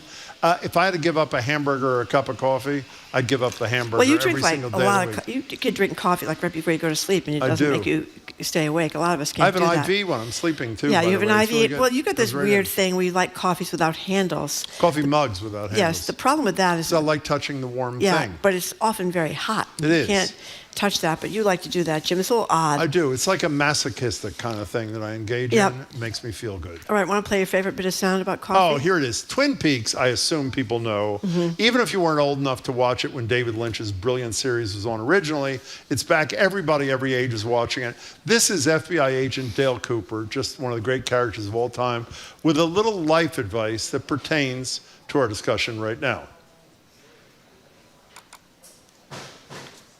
This is the only radio show in America where we can never play sound, but someday we will be able to play it. Okay, forget Twin Peaks. 301-8970 is the number. Let's go to Merrimack with Carol. Carol, welcome to the show. Hi. Hi. Hi. I'm happy to be on. I'm glad to have you. I'm sitting outside the 7-Eleven where I buy my coffee now every day for $1. $1? There is nothing delicious and savory in the whole store, so I really only spend $1 instead of also getting like a coffee roll or something, which I would do at Dunkin' Donuts. So I save money and calories. How is the dollar a cup coffee, Carol? It's fine. It's fine. It's perfectly fine. Fine. You're an honest woman there, Carol. So well, it's $1. It's all about the price point, right? In your case? Well, I mean, I always went to my little locally owned coffee shop called Battlegrounds, and I loved their coffee and the atmosphere, and they had all these great pastries and everything, and it went up to like almost $7 for a large coffee, and I just said, oh my God! You have to tip them. You don't have to tip the guy at 7-Eleven. You make it yourself. Wait a second. Is $7 for a just black coffee in a large cup? A large iced coffee. Still. With cream. Oh my Two God. Carol, you're making the right choice. Enjoy the coffee. We're glad you're calling from the spot. That's pretty exciting. Carol, Well, thank you very much for the call. They we said have in the one sound. of these stories, 33% of our beans in the United States come from Brazil, 50% and that's where you got tariff. the 50% tariff. So I guess if they're drinking coffee beans from Brazil, it could be a lot of money for the coffee. Zoe, her cold brew, small, with cold foam at Starbucks, was $6-something. Yet literally, yesterday, she said it's literally coffee with whipped cream in it. Well, the whipped cream. So how would you do it? So that would be, if you're going to give a tip, it'd be like $7 times 5. What's $7 times 5? $35. Boy, that's a lot of money. Yeah. But listen to this. Wait, we have the sound. Oh, we do? We have Okay. our agent Dale Cooper, again, from one of the most brilliant television shows ever, Twin Peaks. I'm going to let you in on a little secret. Every day, once a day, give yourself a present. Don't plan it. Don't wait for it. Just let it happen. Could be a new shirt at the men's store, a cat nap in your office chair, or 2 cups of good, hot, black coffee. A present. Like Christmas. Oh, man. How great is that? He calls it a cup of joe, too, I think, most of the time. Yeah, and they were in some diner somewhere all Oh. the time drinking the great. coffee. Cindy from Seekonk says she bought instant Starbucks coffee, and it's delicious. She says it does not have the bitterness that regular coffee from there does. And from Clinton, Trader Joe's instant coffee and instant cold brew is not that bad for a pinch. Let's sort of like the first call. You want to read the anonymous texter? I don't think I can read that. I think you have to read it. Go ahead. I like to sensually caress Jim's face on my smug mug when I have coffee at home. You know who sent that text? Marjorie. I don't know who sent it. 877. Not me. It's an anonymous text. Okay. That's the. Remember when we used to have smug mugs? Listen to this. No more. I paid 11. We don't have any more smug mugs. We don't do that. That's too bad because people really like the smug mugs. Well, I paid $11 for a large cold brew in Las Vegas. No milk, no foam, no nothing. Just coffee and ice. Jamie said that. Must have been some high-end coffee shop. Let me tell you, it serves you right for going to Las Vegas. Yeah, that's right. In any case. Okay, let's go to Jim in Medway. What do you think, Jim? Hey, Jim. I drink a cup of coffee every day, and it's Kona coffee. It's the finest coffee from Hawaii. Yeah. So far, there's no tariffs against Hawaii, but that could change. You never know. Yeah, that's right. If your state's located in the Not wrong yet. spot, maybe. Yeah. Okay. How much is? So I buy whole beans. I grind them in my grinder. It works out to a little more than $1 a mug, and it's the finest coffee there is. I'm a homebound person, so it's easy for me to have my coffee when I want it. That's fabulous. Jim, thanks for the call. You know, Kona Coffee, when before people started spending money on high-end coffee, if they could afford it, Kona was the first thing, like 30 years ago maybe, that you, if you were not a professional coffee drinker, I was a big coffee drinker, but I didn't know what I was talking about, you drank Kona. So I go to Hawaii.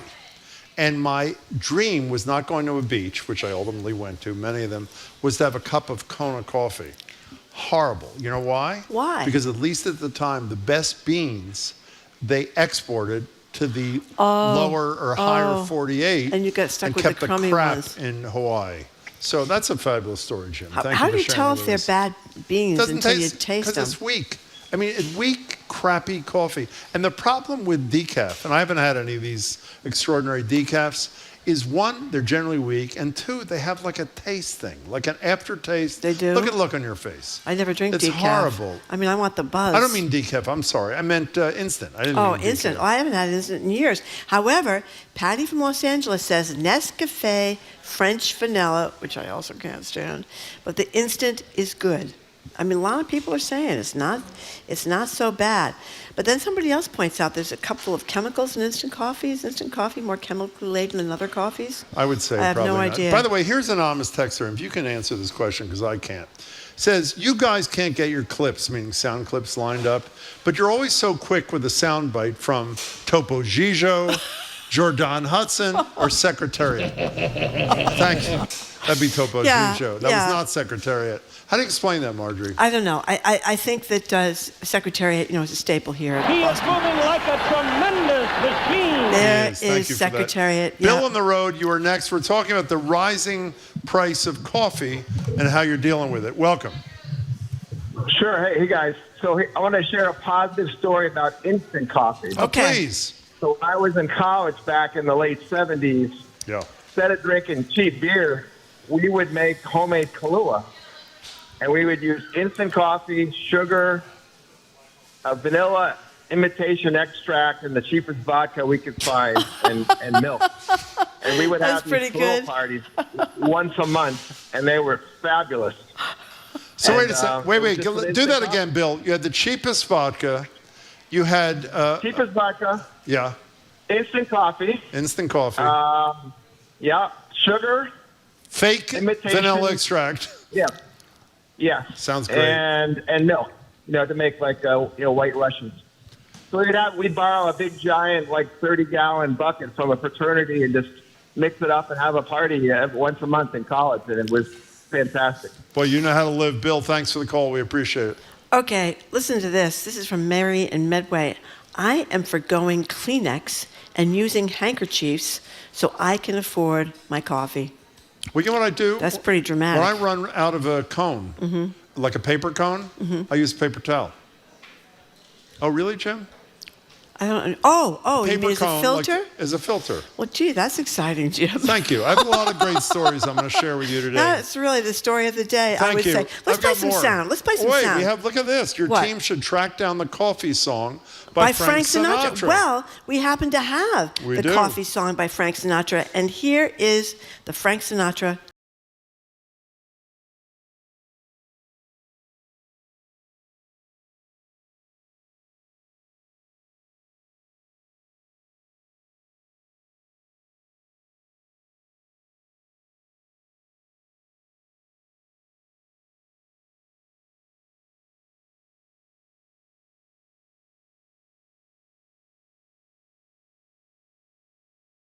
Did you ever hear that? No, I never heard it either. but it's pretty great. It is pretty It's great. absolutely great. Okay, 877-301-8970. Lori from Providence, thank you for calling. Go ahead, Lori. Lori. Hi. Hi. Yeah, can you hear me? Perfectly. All right, so I'm so happy. I listen to you guys all the time. Thanks for taking We're my thrilled. call. That's very kind. Thank you. So, I'm a total coffee school, worked in a coffee shop when I was in college. So I know how I like my milk. I know how I like my coffee, and I drink dairy-free milk. So once it started costing more than like $6 a cup, I was, no way. I have to learn how to do this from home. So I actually got my boyfriend to buy me an espresso and a nice milk frother. So I didn't spend any money on that, and I just buy my pods every couple of months. I make it better than most places here in Providence, and we have a lot of good coffee shops. So You said you have an espresso. Is that what you said? yeah. With they have the little pods, right? Yes, they do. Do they do, one of the ways Marjorie and I saved money, thanks to a friend of ours, by the way, who thought we weren't environmentally proper enough, is instead of using Keurig pods for our coffee machine in our studio back in Brighton, we have those refillable things where you put a little bag in the pod and you fill it with yourself. Yeah. Can you do that with an It's made out of espresso? metal. Yeah, can you do that with an espresso? So what I actually do is you ship them back. They give you a free bag, and you put the aluminum pods in, and they separate them. So they compost the grinds, and they recycle the aluminum. And you actually feel pretty good because you send back like 100 pods at a time, and each time I'm like, okay, I'm saving a good chunk of change during that. That's fabulous. I I've didn't got know those that. Thanks, too. Lori. At Bloomingdale's, you can bring your used Nespresso pods to Swank Bloomingdale's, and they'll take them You've done for that? you. I don't think so. I have. You have? Yeah, you just put them in they give you a bag, and you put them in a bag, and the you bag remember fills to do up. it? Well, I'm not I don't want to throw them all out because you feel guilty about it, right? I think there's a text that you should read rather Oh, than my me. goodness. Anonymous texter says, I heard noted international shot putter, that would be Jim's ex-girlfriend, Harriet she wasn't my Heineman, girlfriend. loves instant coffee. That's We're not talking about this. Yeah. Well, she's Jim not fell talking in about love it, with we a are. shot putter. I did not fall in love with a shot putter or a You see non-shot that? putter. Just imagine that in your eyes. No, Jim she- and the shot First putter. of all, she wasn't the shot putter, and we did not have a relationship. Okay. So you're wrong on both counts, by the way. Okay, well, you're She trying to may distance. have had instant coffee. You're trying That to I don't distance know. yourself, Jim, and we have the scoop. Maybe I Listen am. to this. Beaver Yeah. from Forge Village says, I own a coffee shop. In 2 years, my coffee has gone from $79 for a 30-pound box to $288 last week. That's 3.5 times as expensive. I know. Well, that's what Beaver from Forge Village says. Where is Forge Village? Have you ever heard of Forge Village? Jamie, Forge Village. Thank you. I don't know where Can I it tell is. you something? What? Let me just say, you mentioned you make coffee at home in the morning. Yep. So do I. Yep. And I usually have one in the car in addition to having it at home. Mhm. I don't care how expensive coffee is by the pound. If you make it at home, would you not agree it becomes affordable? I mean, Oh, yeah. it's more expensive I don't than know it why was. anybody, I mean, I don't want to put anybody out of business here, but I don't know why anybody goes and buys You know coffee why? when it's 'Cause so it's fun. expensive. It's fun. Is it fun? To Okay. be at a cafe. Well, you can't be doing it 5 days a week. I mean, we just had the person said it was $7 for the cup of coffee. How much did you pay for your coffee at the Newsfeed Cafe today? I don't know because WGBH pays for it. I don't know. So I get a free deal here at the place, and I'm really grateful. Let's hear some little Tom Hanks. He's musing about the role Starbucks plays in everyday American lives, and this is from the 1998 hit rom-com You've Got Mail. The whole purpose of places like Starbucks is for people with no decision-making ability whatsoever to make 6 decisions just to buy 1 cup of coffee. Short, tall, light, dark, calf, decaf, low-fat, non-fat, etc. So people who don't know what the hell they're doing or who on earth they are can, for only $2.95, get not just a cup of coffee, but an absolutely defining sense of self. Skim caramel macchiato. Tall, decaf, cappuccino. That didn't age terribly well, let's be honest. We I love kind of Tom like. Hanks. I kind of like that one. You know- $2.95, Jim. I was just doing the math. What? If coffee goes up on average, let's say $1 if you buy it at takeout, and you buy one every single day, that's $30+ a month, needless to say. That's $360 a year. And after taxes, you have to make like $500 or $600 to pay for the. I mean, that's a lot. What are you laughing about? It's a lot. Oh, is it Harriet Heineman? Yeah. You can't talk to Marjorie. By the way, when Harriet Heineman comes up, it's like you don't have a co-host. Shot putter, the love of your life. Not talking about this. Well, Marjorie talks about it all the time. Okay, here's what the texter says. I'm starting to feel a little sorry for Harriet Heineman. Wherever she is, I wonder if she knows how often her name comes up. On a daily basis, she might end up suing GBH and me, Marjorie Egan, That's you. for libel and slander. Let me tell you, if I knew where she was, I would suggest she sue you for libel and slander. Jim, I know you've been looking for her. Let me tell you something. I haven't said this on the. I have attended. I would say I don't have a precise number. Maybe 200 shot putting competitions in an attempt. By the way, I told the joke just to amuse Marjorie. It's disgusting that she called. It's disgusting. Okay. By the way, it's nothing against shot putters, but she has no idea, Marjorie, who Harriet Heineman was, what my relationship was, and all you do is make fun of her. What do you think of that? How would you like people making fun of you like that? Oh, Marjorie, when she was at Durfee High School, was a shot putter. And was the only non-pregnant cheerleader. We know about that too, right? Maybe I was a shot putter, Jim. Maybe you were. Maybe I wasn't. Alex and Leominster, Hi, we are Alex. attempting to talk about coffee prices, but Marjorie only wants to talk about Harriet Heineman. Go ahead. Well, I haven't been to any shot put competitions, so I can't talk about that. Well, I'm sorry to hear that. Go ahead. Another interesting thing about these single serve, and I want to follow on about the Nespresso thing. I think they're great. When our tariffs have eliminated all of our countries that we buy coffee from, or climate change has killed all of the coffee trees, the Nespresso pods only use like 5 grams of coffee or something to make a cup of espresso. That's brilliant, actually. I think that's what we're all going to be using. That is brilliant. The quantity of the coffee is reduced dramatically in an espresso thing as compared to a normal. What are you making a face for? I don't understand why it's Because there's much less coffee in an espresso. Oh, because it's espresso? Whatever it is, it's I mean, that's why. There's a little tiny. Do you get that or you don't? Well, that's what someone was saying before, and I've lost Alex, thank you. the text message that what they do is they make instant coffee, but they make it strong, so it's like an espresso, and then they add a lot of milk, and it's like a cafe latte, and that's what they like to do. Huh. I had pictures of shot putters on my computer. Shot putter balls is what Jamie actually I was looking wrote. them up. Okay. I was looking them up to see how they look. I was looking for Harriet. Marjorie, let me broach something with you. I probably should broach off the air. If there was something as infantile as mentioning Harriet Heineman, let's say once a month, that would be one thing. What do you think about a person? That would be you. Who feels the need to get Harriet Heineman into every segment we talk about with the listeners? You should talk because, how many times have you talked about Dickies on this show? I have talked about Hello, I know. You talked It's about when Marjorie Dickies mentions them. a lot. Allison in Boston, we're talking about the rising price of coffee and how you're dealing with it if you're a coffee lover like us. Hi. Hey there. Hey there. I usually have a pretty decent palate, but I'm with your texter, I think, Cindy. Yeah. I buy Starbucks via Instant. The Italian roast is totally reasonable. Wait, we lost you. Say it again because I'm going to actually buy some this afternoon. What kind of instant coffee do you buy? I borrowed the Starbucks via. The Italian roast is really quite good for delivering caffeine.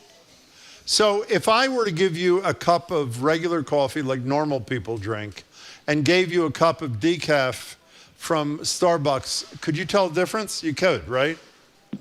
You're going to laugh, but back when I was working, the guys couldn't believe that I had a good coffee palate. So they lined up Starbucks, Dunkin' Donuts, the swill from the work kitchen, and then diluted Starbucks. And I got them all right. Wow. That's pretty impressive. So, but the other thing you can do with this Starbucks Via, you can make it the night before. leave it out on the counter, totally chug it in the morning when you wake up for the caffeine, and completely gross out your husband to boot. Well, let me just say, the notion of drinking coffee, forget instant, that's been lying around is horrible, Allison. You sound wonderful and skillful and experienced, but not for me. Allison, thank you for the call.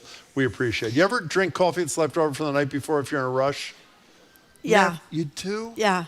Not left over from the night before. Well, It's yeah, left over dark, from the night before. it's got a color that I is put so much milk. I disgusting. put so much milk in my coffee. I can't even really taste it anymore. So it's just, I do it for the caffeine. Absolutely. Now, this is a person who says he also works at a coffee cafe, and he advises everyone to buy 5-pound bulk bags of coffee from a specialty roaster, then get yourself an AeroPress and a nice grinder, and that's his recipe for great coffee. AeroPress, you ever use those? Yeah. Yeah, they're kind of nice. You can do Okay, it for like fine. a couple of cups, 1 cup or 2 cup kind of deals. So, Marjorie, I'm just to amuse you and Mhm. make you feel good as we come to a conclusion this particular day before we talk to Jared. Here's Seth in Rhode Island. I wonder how much Harriet Heinemann's coffee is these days, or if she drinks coffee, or if she simply prefers Nescafe. Is she wearing Dickies in February? Does she like daylight saving? Real or fake Christmas trees? Thank you very much. You know, I think you should locate Harriet Heinemann. You should go on your bar mitzvah class reunion and see if I'll be she's going there. to that in a couple of weeks. I'll find out if she's there. How much coffee do you drink a day? Well, can we have a little mic action? How many? He drinks 2 cups Jared of coffee. said 2 cups. Nothing works here. It's okay. Yeah, it's okay. Can you yell loud so the people in Somerville can hear you? 1 cup of there we are. Oh, there we are, yes. Yeah, all the way to Chelsea. Okay, what'd you say? 1 cup in the morning, 1 cup break to get ready for the show. That's like a really anal kind of thing. I mean, What are you talking What about? is that about? Why only 2? I mean, it's so Because I rigid. need Jim one. drinks like It's 12 so cups ri- of I coffee do. a day. It's so- Because I only need 1 in the morning and then 1 to get ready for the show. Do you know, what was it? Joy is resistance. Is that what we learned before? Joy as resistance. How about the joy I love that. of coffee beyond the need of 2 cups a day? How about that? No, I mean, it's all practical. Okay, fine. Yeah. How do you feel about having your first Wednesday live show here at the library? Tell the truth. I'm very excited. Why? For what I said before, all these people here, we get to do the They show are. live. We have live guests here. How many We have people are applause. excited that the show's going to be live? Tell the truth in 5 minutes. There you go. I'm clapping Really? because I'm very happy. Yeah. Oh, I hope they're not disappointed. You're just so old hat at it. Exactly. So what are you doing on your inaugural Wednesday live show at the library? So on the inaugural show, we're going to be talking to an artist, Adela Goldbard, who has created a piece of work which she is then going to destroy for all to see. We'll talk about She is? how Right here? and She's why. gonna destroy it Well, you'll here? have to tune in Wow. to find out what's Wow. going to happen. This is all part of the Boston Public Art Triennial. So Pedro Alonso will be here too. That triennial thing that's over there about 100 feet away, is it Great. still there? It is by spectacular. Swoon, yeah. Oh my God, The is it installation. great? Okay, it's go ahead. great. And then we are talking to a mother and son team who have created this cookbook called Heartland Masala, an Indian cookbook from an American kitchen. Do you want to know what the difference is between you and me as a host? We have them on tomorrow. What am I doing tonight when I get home? You're making recipes. I'm making pork vindaloo from their cookbook. Did you make pork vindaloo last night? No, I made probably 3/4 of the recipes last Oh, night. that is such BS. Go I ahead. will What not else? be making any What recipes else? I tonight. cannot believe Just- you'd call me a liar on live radio. Exactly. What That's else? right. And then we're going to be talking to Mahesh Das, president of Boston Architectural College, because great. I don't know if you saw this Swedish church that was moved recently, so he'll talk about what it takes That's to great. move these giant buildings. Sounds like a A great texter show. wants to know when Jared is going to do an investigation into where Harriet Heinemann ended up. Okay. Oh, it's underway. And if she prevailed. I've got the teams out there, teams, plural, out there. And by the way, very can I just childish. mention Yes. another new addition? Henry Santoro has a culture cast right before the culture show today. Oh, wow. Yeah. That's great. We love Henry, and that is a brilliant idea. Terrific. Okay. fun. She was, Okay. she was a shot putter. Good luck. Okay, help move you. on, Marjorie. I'll let the teams Jared, know. great to see you. We'll be listening. Okay. Good luck. Thank you for listening to another edition of Boston Public Radio. Thanks to the people that Try came to act down like here a to the grown-up Boston through the Public whole close Library. of the show, Marjorie. Okay. Keep up the 24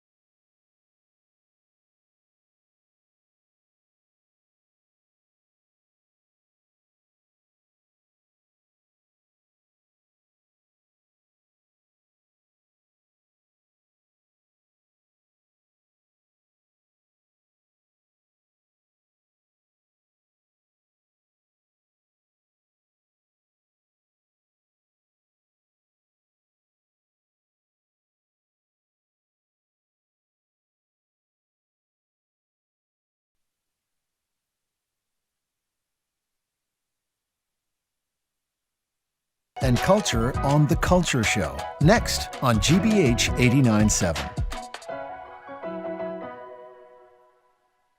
Funding for our programs comes from you. And SNH Construction, committed to building spaces that work and providing professional management to guide the process. Their podcast, Builder's Notebook, can be heard on all podcast platforms. shconstruction.com. An unlikely group of spies go behind enemy lines to turn the tide in America's fight for independence. Catch a new episode of Turn, Washington Spies, tomorrow at 9 on GBH 44. You're listening to 89.7 WGBH HD1 Boston. Online at gbhnews.org. GBH News. What matters to you? Good afternoon. With the latest from the GBH Culture Show news desk, I'm Henry Santoro. After more than 40 years of shaping rhythm and blues music, the band New Edition was honored in their hometown of Boston this past Saturday with a proclamation and a street renaming. In a special tribute, a portion of the street in Orchard Park in Roxbury, where most of the group was born and raised, was renamed New Edition Way, marking the spot where the group was formed 42 years ago. And yes, that band was in attendance. Singer Bobby Brown told the crowd he never really left the neighborhood. I used to live right there. The building's not there no more, but in spirit it is. Everywhere I walk with that building with me. Boston Mayor Wu proclaimed it New Edition Day in Boston. And speaking of music, due to overwhelming demand, the Live Music at Logan Airport program has been extended through the end of the year. Not only that, but it's also been expanded to all the terminals. Where's Jefferson Airplane when we need them? And on Monday of this week, Labor Day, the Oscar-nominated actor Graham Greene died after battling a lengthy illness. Greene appeared alongside Kevin Costner in the Academy Award-winning film Dances with Wolves. The film, which follows Costner as a Civil War soldier who bonds with the Sioux tribe and adapts to their way of life, had 12 nominations, including Best Supporting Actor for Greene's role as Kicking Bird. But that wasn't Greene's only notable role. He was also in The Green Mile, Die Hard with a Vengeance, and yes, he was also in Maverick. Graham Greene was 73. Happy 60th birthday to actor Charlie Sheen today. Here's something you can take to trivia night. Charlie Sheen is the only one of Martin Sheen's 4 children not to appear on The West Wing. That's this edition of the GBH Wednesday Afternoon Culture Cast. I'm Henry Santoro. Next up is my friend and yours, Jared Bowen, live at the Boston Public Library. I'm Jared Bowen. Coming up today on The Culture Show, live from the Boston Public Library, artist Adela Goldbard. When she makes art, sparks fly, literally. She builds giant sculptures, then burns them down or blows them up. Inspired by Mexican traditions, she employs fire, festivity, and spectacle to bring people together, and to provoke a conversation about violence and resilience. Now, as part of the Boston Public Art Triennial, she's igniting imaginations here.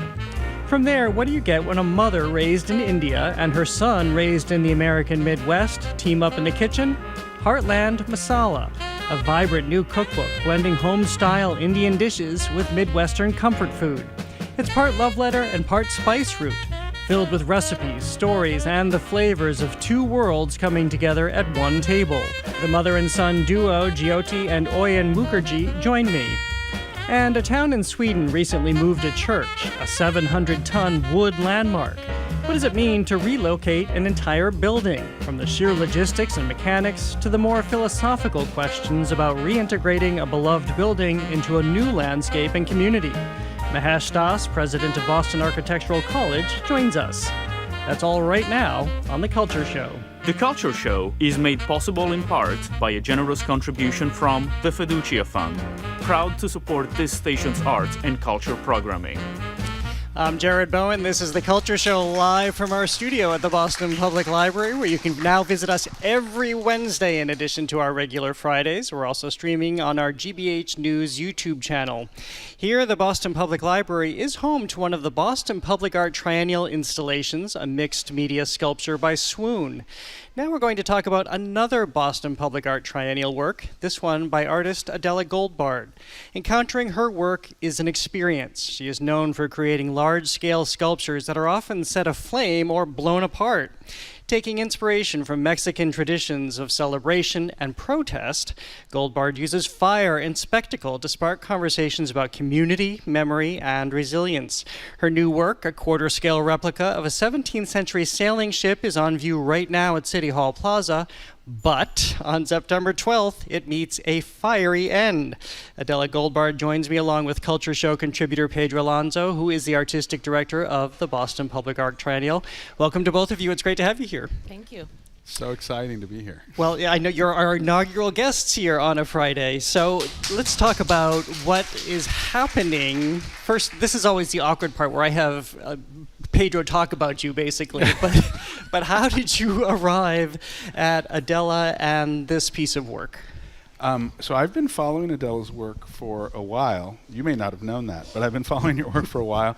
And I was really impressed by the manufacturing of effigies and using fireworks to create this spectacle.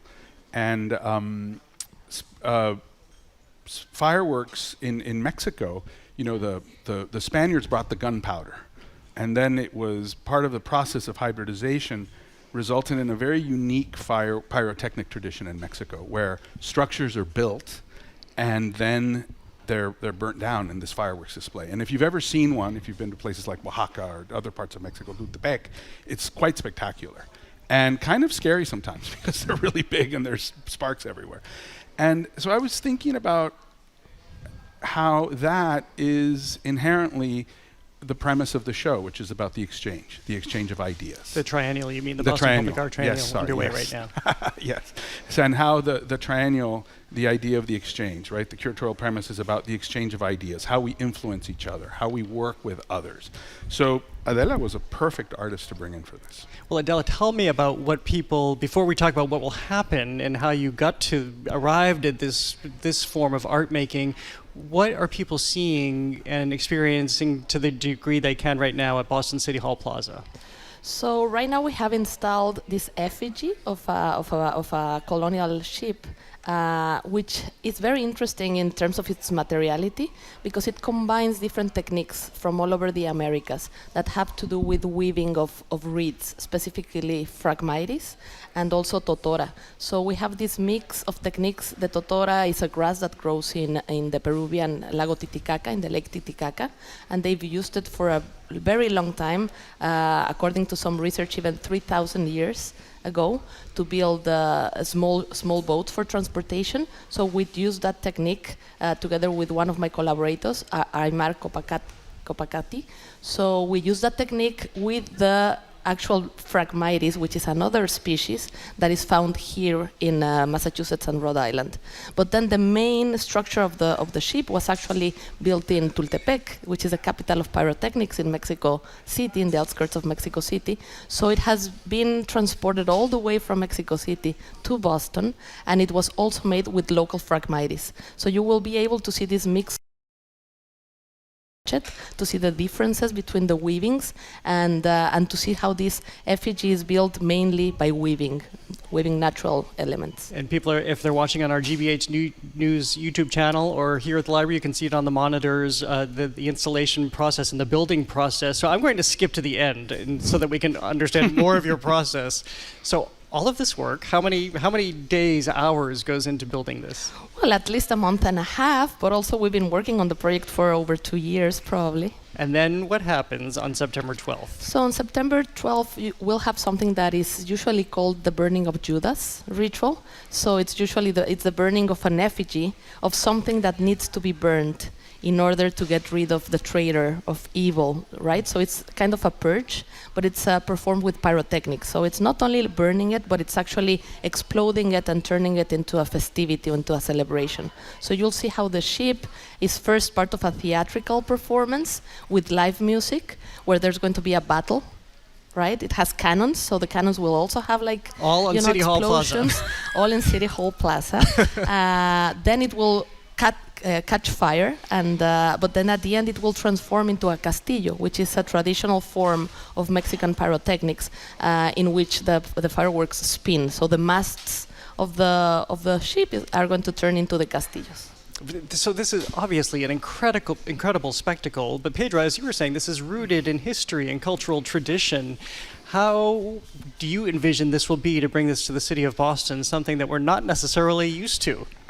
I love bringing spectacular artworks Yes. to Boston, and it's actually a real highlight for me to have something this grand and spectacular on City Hall Plaza, right? And I like, for me, it's also important to kind of, a lot of the work is about defying these outdated ideas of what Boston is and what can happen in Boston. So I think this is a big part of that. I also want to point out, that the Phragmites is an invasive species. And Adela and her collaborators, sadly I couldn't go that day, went out to the wetlands and collected Phragmites, removing an invasive species, which I think also has a net positive impact on the environment. So these are things that I feel something that is important to point out, because the Phragmites. Yeah, and especially, if you go back to Tultepec, where they've used Phragmites for a long time in this tradition, so now they got rid of them. So it is actually possible to use art and craft to get, to help in environmental issues, right, if you see it that way. So now they are having to go to other states in Mexico to get the Phragmites they need to continue their traditions. Yet another power of art, that you're helping the ecosystem in doing this. And in so doing, you're also working with communities, which is very important to you, to bring the right people together as you're constructing this. When you look at the city of Boston, for example, how did you decide with whom you'd work and how you would create? Yeah, well, here in the city of Boston, we've had many different advisors, right? So we've been talking to different people from the native communities, from the Wampanoag communities, to think about, the shape of the boat and if this spectacle should take this form that I had envisioned. But I'm also looking at this project as a way of bridging between communities, right? So not only within this region, but it's also a way of bridging between traditions through craft, right? So it's also bringing to Boston, let's say, my collaborators from Tultepec, the Art to Mexico collective, with whom I've been working for several years, and then my collaborator Aymar, who also comes from the traditions in the Lake Titicaca and this way of building with Totora. So it's mostly for me a way of saying that, although the histories of colonization in the Americas have been different, there are things that kind of join them together, and that these should be taken as as an excuse, let's say, to actually bring people together as a way of resistance. That is the voice of Adela Goldbard, an interdisciplinary artist and associate professor at RISD. I'm also joined by Pedro Alonso, Culture Show contributor, independent curator, and artistic director of the Boston Public Art Triennial. We are talking about an event on September 12th at Boston City Hall, which is where you will see a pyrotechnics display with Adela's sculpture, the sculpture she created with a team. So there's also humor here. There's also joy. We're talking about effigies, we're talking about culture and colonization, but you've also been mindful that there needs to be a performative aspect, and as I say, parody or humor here. Yeah, and I've been researching for a long time something that I call the subversive rituals, right? So these subversive rituals are these rituals that use the tools of oppression, for example, pyrotechnics, because as Pedro was explaining, pyrotechnics arrived to the continent as tools of oppression of autos sacramentales, or conversion plays. That's the first time they were used, and that was actually in what is now Mexico, right? But it took only a few years for the local populations to actually integrate it into their festivities and turn them into something that's celebrative, but it's also contestatory, So I think the celebration part of these traditions is always part of my work too, because at the end, dancing and having a festival is also like a cultural resistance example. Pedro, I'm curious how you weigh in on, as somebody who be subversive sometimes yourself, how you see that element and how things can be reappropriated in a really interesting way, but also draw us to a history. For example, pyrotechnics. We enjoy fireworks in this country very much, but something that we may not have been familiar with. Yeah, I think that, it is very important at this moment with what's going on in the country, particularly with ICE,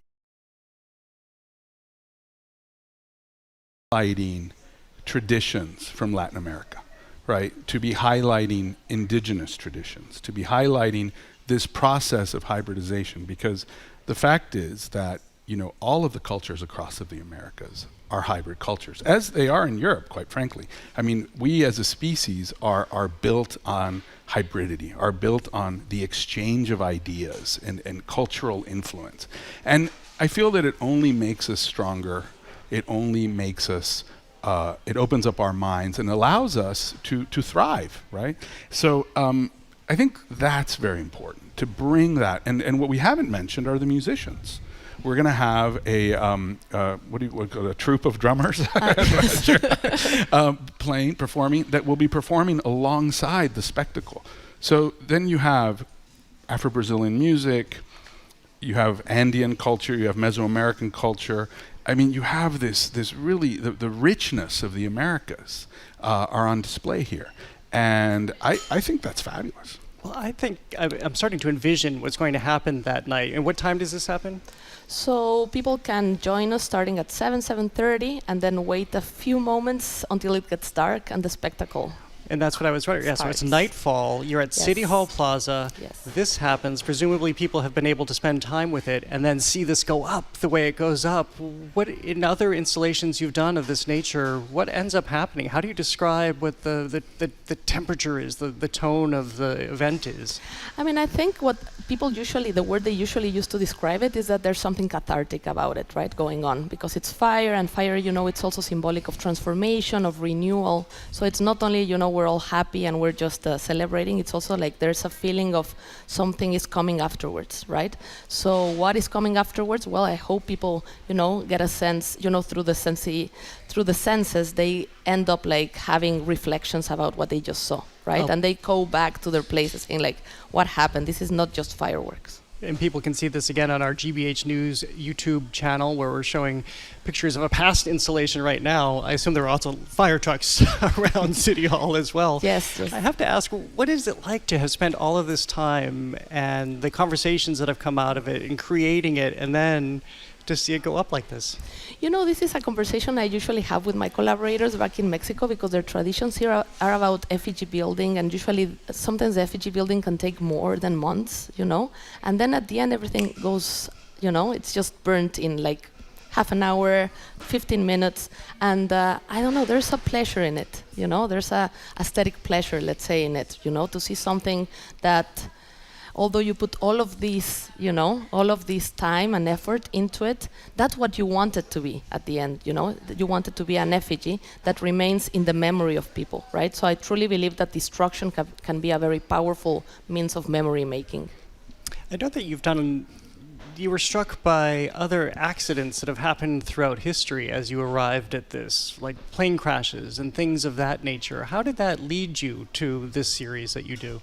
So actually that series that you're talking about, the one about plane crashes, is the first one that brought me to pyrotechnics, because the first thing I wanted to do with the plane crashes is talk about something that was happening in the Mexican politics at that time, which was that airplanes and helicopters from the government were falling like flies, let's say, right? And they were always accidents. So I went to look for the family that had the world record of piñata making, the biggest piñata they made, which was a Hulk, by the way. That had nothing to do with Mexican traditions. A Hulk like Hulk Hogan? Yes. No, like the Incredible Hulk. The Incredible Hulk. And it was like really, really, really big piñata. So we made these real scale planes, and then we did these interventions in landscapes that reflected the landscape in the newspapers and showed, you know, the aftermath of the crash. And then at some point I'm like, okay, let's show the actual accident, you know, the reenactment of the accident, because I work a lot with reenactment. So they told me, okay, you then need to go to the neighbors, because we are the piñata makers and they are the pyrotechnicians. And the moment I entered Tultepec, which was 15 years ago probably, I never left. That's why I tell my collaborators, right? So I've been working in Tultepec with pyrotechnicians, different groups of pyrotechnicians, because they specialize in different things. And now we're transporting their traditions to the US with the help of local pyrotechnicians. Well, it just sounds extraordinary. And Pedro, I don't know where you go from here. I mean, this is pretty extraordinary. I've managed to surprise you over the years. Yes, and you know that I don't like that because I don't like surprises at all. Adela Goldbard is an interdisciplinary artist and associate professor at RISD. On September 12th at Boston City Hall, you can catch her pyrotechnic installation. The event kicks off at 7, and of course will get underway at nightfall. Pedro Alonso is a Culture Show contributor, independent curator, and artistic director of the Boston Public Art Triennial. Thank you so much for joining us today. We appreciate it. Coming up, how a mother and son are telling stories of their Indian culture through cooking by way of their new book, Heartland Masala. That conversation is next on The Culture Show, live at the Boston Public Library and streaming on our GBH News YouTube channel. Stay with us. The Culture Show is made possible in part by a generous contribution from the Fiducia Fund, proud to support this station's arts and culture programming.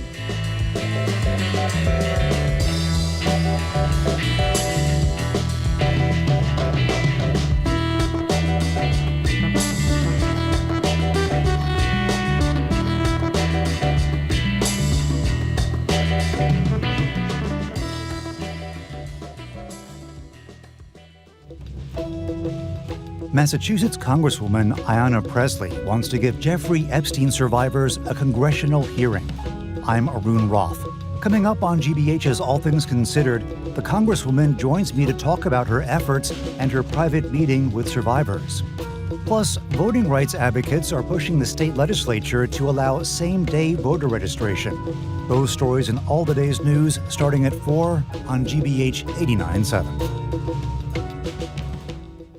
Funding for our programs comes from you. And the Wilbur. Phil Rosenthal returns to Boston for 2 nights on his Somebody Feed Phil tour, Wednesday, September 10th and Thursday, September 11th. Tickets and information are available at thewilbur.com. And the Cape Cod Foundation, committed to building resources to support community life on Cape Cod, including environmental conservation, arts and culture, and community development. Learn more at capecodfoundation.org. And Comcast, offering Xfinity with internet and mobile plans to help stay connected at home and on the go. Restrictions apply. Xfinity Internet requires Xfinity Mobile. Actual speeds vary. From your community and across the Commonwealth, GBH News is your home for trusted local news. GBH 89.7, online at gbhnews.org, and on the GBH News YouTube channel.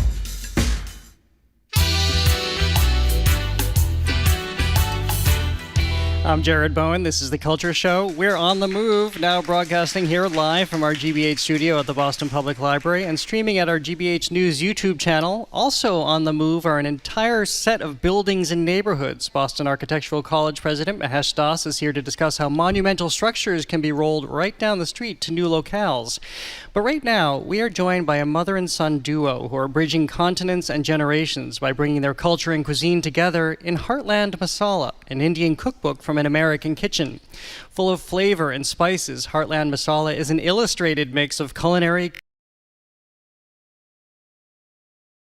recipes.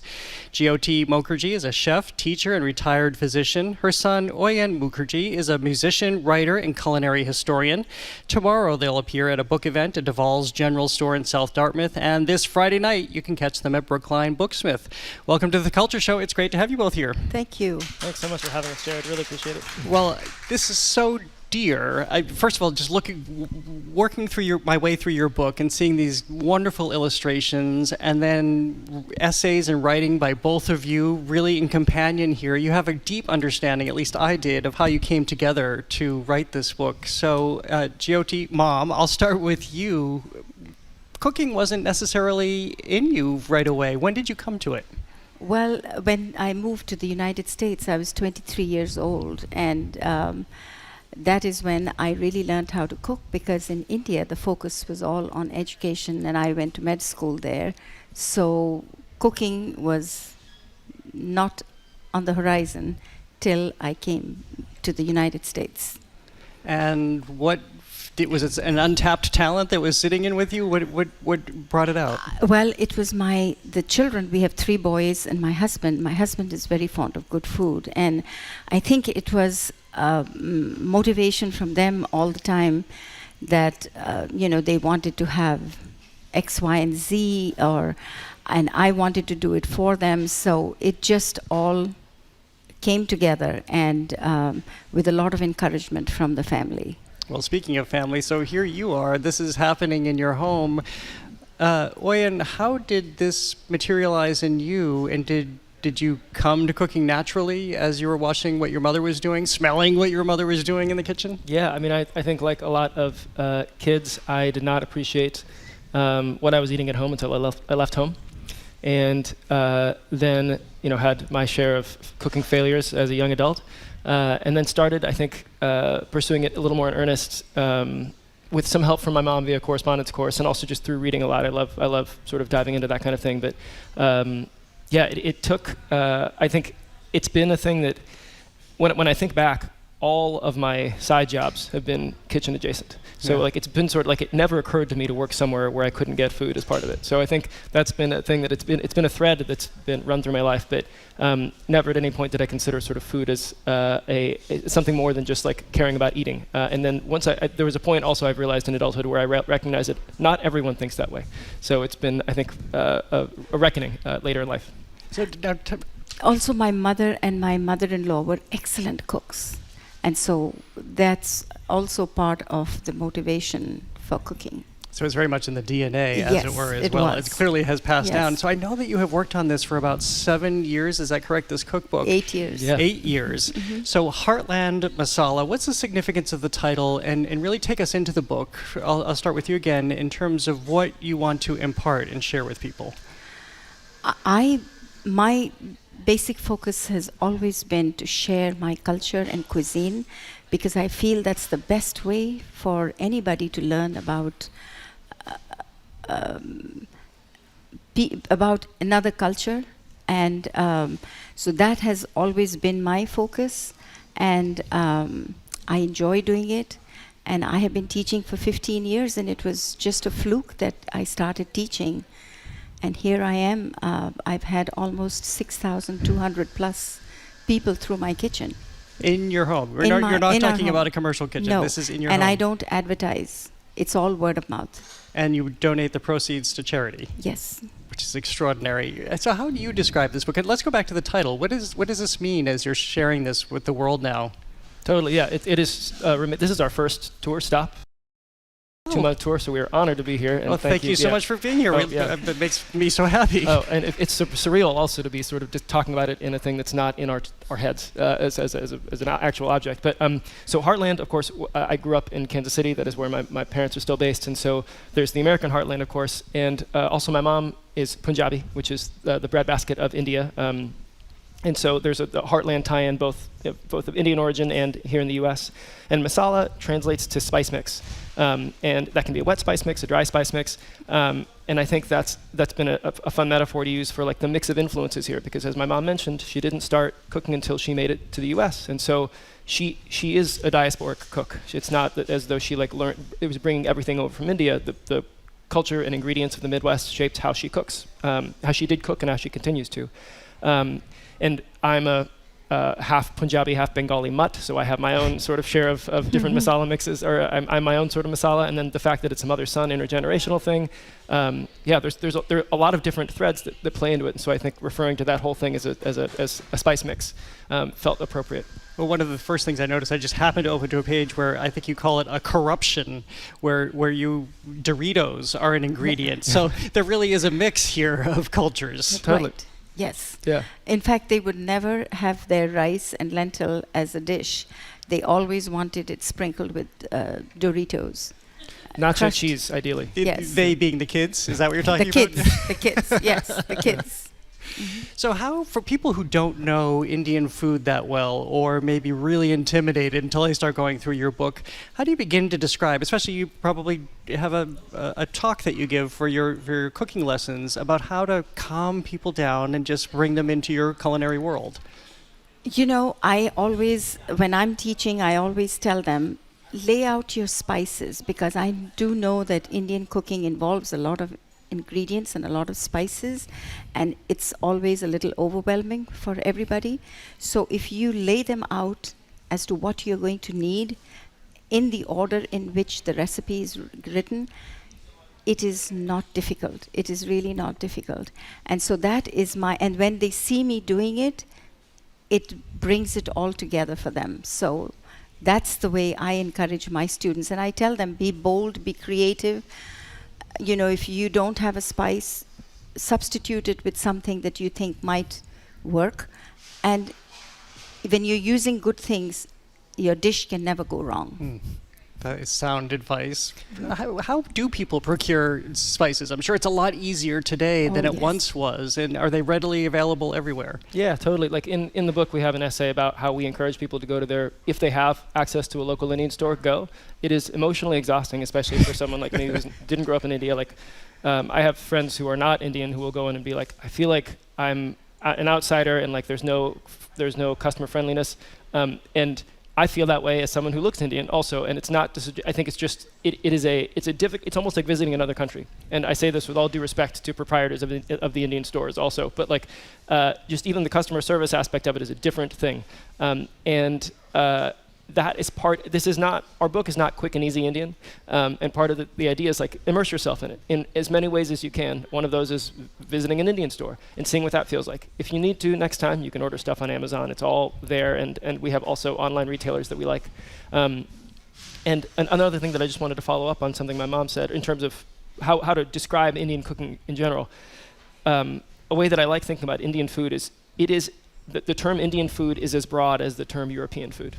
So if you think about the difference between Italian food and Scandinavian food, there is as much breadth that exists in India, which is all to say it is not a monolith. It's so much, and what we are doing in our book is just a small slice of that. So I think that for some people, I think that lack of specificity can be overwhelming, but for me at least, it's like, oh, there's so much that I'm never going to learn all of it. I feel a lot of pressure relieved then, where it's just like I'm just here exploring this one small slice of a much bigger thing. Well, speaking of exploring, some of what you're writing in here, they're essays, it's research, it's history, it's exploring the culture. Was that something that was new for you, or were you just recording things that you had always been mindful of as you were growing up with your mom's cooking? Yeah, that's an excellent question. Thank you. No, it was when my mom and I this book kind of happened as a bluff on my part. My mom, I was helping her ghostwrite some essays or articles for local news when she was being featured, and she said, you know what, I think I'd like to write a book. And I was like, sure, Mo, we can write a book, whatever, that'll happen. And I assumed she would never actually send me recipes. It took her a little while. She did send me the recipes. And then once we were diving in, I recognized that creating yet another cookbook of family recipes from an upper middle class Indian household run by an immigrant who's moved from India to the US or the UK was not a genre that I was interested in spending a lot of time working on, in that it's a lovely genre and it's quite full of stuff already from some excellent books. So when I thought about what we could add, or how we could or what I could do that would make it feel more exciting to me, that like sustainable. I am a nerd, and I love reading about things. History was never a strong point of mine, but it turns out when it's stories and when it's directly related to food, I can get quite interested in it. So this has been the 8 years of writing. A lot of that was me undertaking a non-institutional, I'd say, sort of PhD in culinary history, Indian culinary history, which has been such a pleasure, and has tied me also to Indian culture in a way that I did not have before. Yeah. I think he's the youngest human being I know who owns the most Indian cookbooks. Oh, how many do you have? I don't know. I've been sort of a bit of a vagrant for the last several years. So they are between my storage unit and at least 50, I think. Yeah. Enough that you need a storage unit for at least some of them. Yeah. We're talking about the new cookbook, Heartland Masala. It's by Juliette Mukherjee, a chef, teacher, and retired physician, and her son, Oyen Mukherjee, a musician, writer, and, as we've been talking about, a culinary historian. Juliette, I was wondering how this process of writing this was for you, because you describe the Indian cooking where precision is wildly foreign. Precision is kind of needed in cookbooks, at least for some people. So how do you advise people on that front? Yeah, Indian cooking is not a science like baking, where you have to be extremely precise. And if you don't measure exactly the way the recipe calls for, your recipe is going to be a failure. Indian cooking, you can take liberties with Indian cooking because it's a blend of so many, like we say, masalas or spices that, you know, you don't need to. And the way I cook, I never measure. Yeah. And so we've had some painful testing experiences of the recipes where I was scolded at by Owen why I had not been measuring, and I had to repeat the whole recipe again. Oof. So Indian cooking is definitely more forgiving than baking. Our recipe testing process was not nonviolent. I mean, so you talk a little bit of this in the book. In fact, there's a hilarious illustration between the two of you, and it kind of doesn't end well for you. Most of them don't. How did this go? And just explain more about the not nonviolent part. Yeah, I've been writing a newsletter about this process, and one of the newsletter installments was it was entitled "At Noon We Fight," which is that during our recipe testing process we had to build in time for altercations so that we could finish out the thing. But I mean, I think it's anytime someone asks me what it's like to work with my mom on a book, I ask them, did you have a mother? Can you imagine what it would be like to work with her for 8 years on a project you both care deeply about? And usually the response is something like, oh my, no, I can't. That's not a, and that was, I think, accurate to our experience too. Our relationship has aged decades in the past decade. We're still on speaking terms. We're going on tour, starting right now. But yeah, but you're being very well behaved right now, I have to say. Yes, that's because we're not recipe testing in front of you. That was the thing we kept away from the public eye. But yeah, just a lot of. I majored in biology in college, tend to have a science-oriented mind, as I mentioned, nerd from before.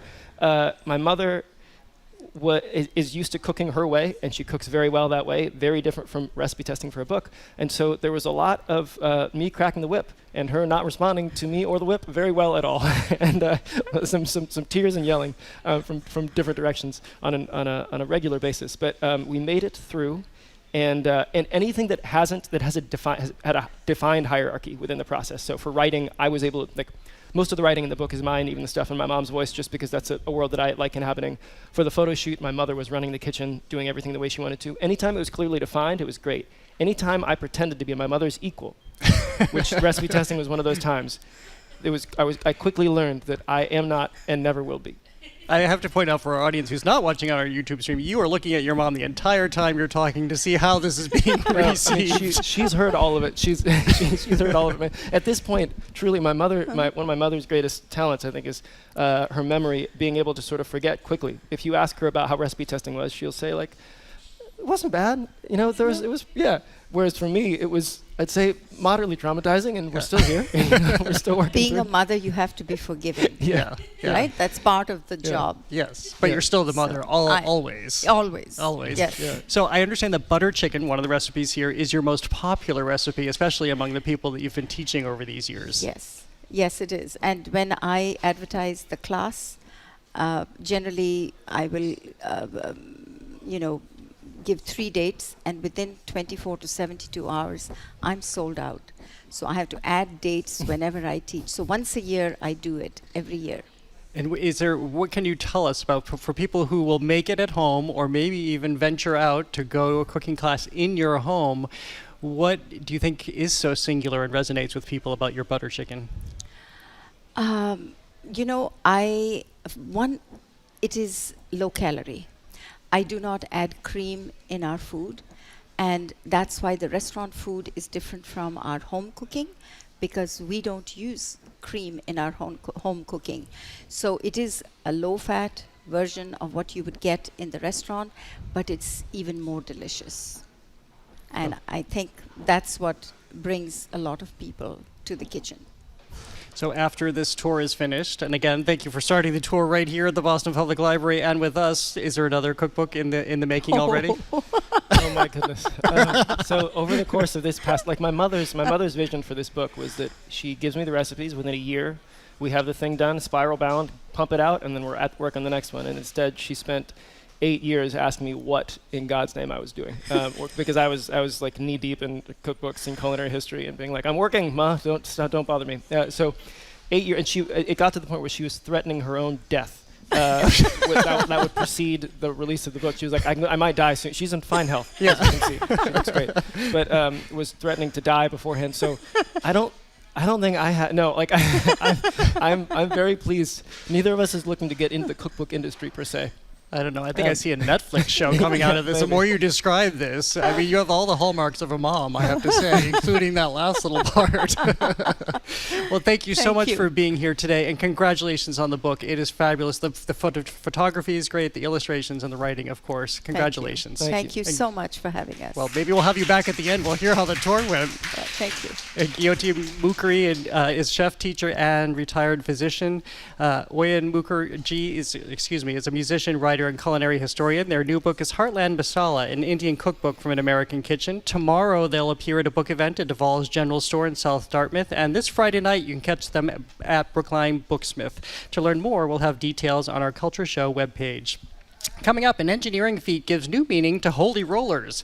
We'll look at what it took to move a massive Swedish church to a new location, something New Englanders have been doing for ages. Mahesh Das, president of Boston Architectural College, joins us for that conversation. He's next on The Culture Show, live from our GBH studio at the Boston Public Library and streaming on YouTube. Stay with us.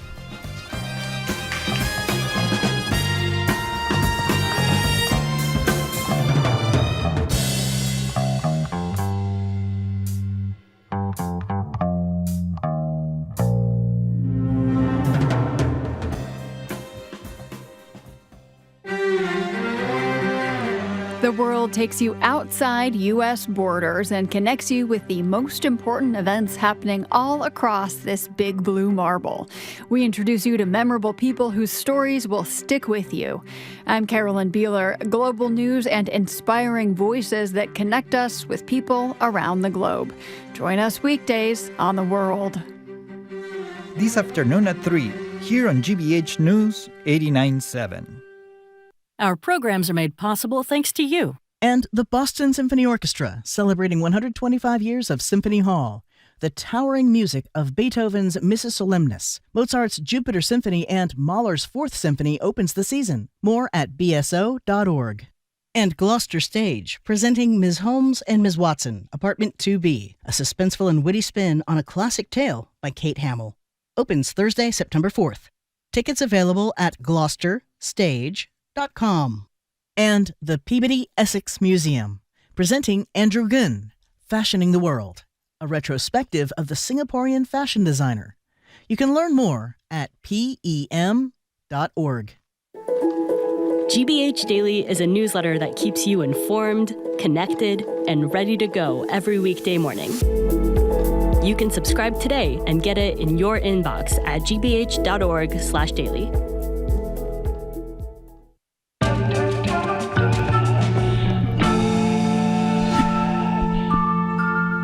I'm Jared Bowen. This is The Culture Show. We're live from our GBH studio at the Boston Public Library and streaming on the GBH News YouTube channel. It's time for our recurring feature, AI Actual Intelligence, where we tap into the most interesting thinkers in our region. Their insights and observations are totally original and algorithm-free. Joining us as he does every month is Mahesh Das, president of Boston Architectural College and author of 4 books, including Towards a Robotic Architecture and I, Nobot, a graphic novella exploring relationships among artificial intelligence, robotics, and cities.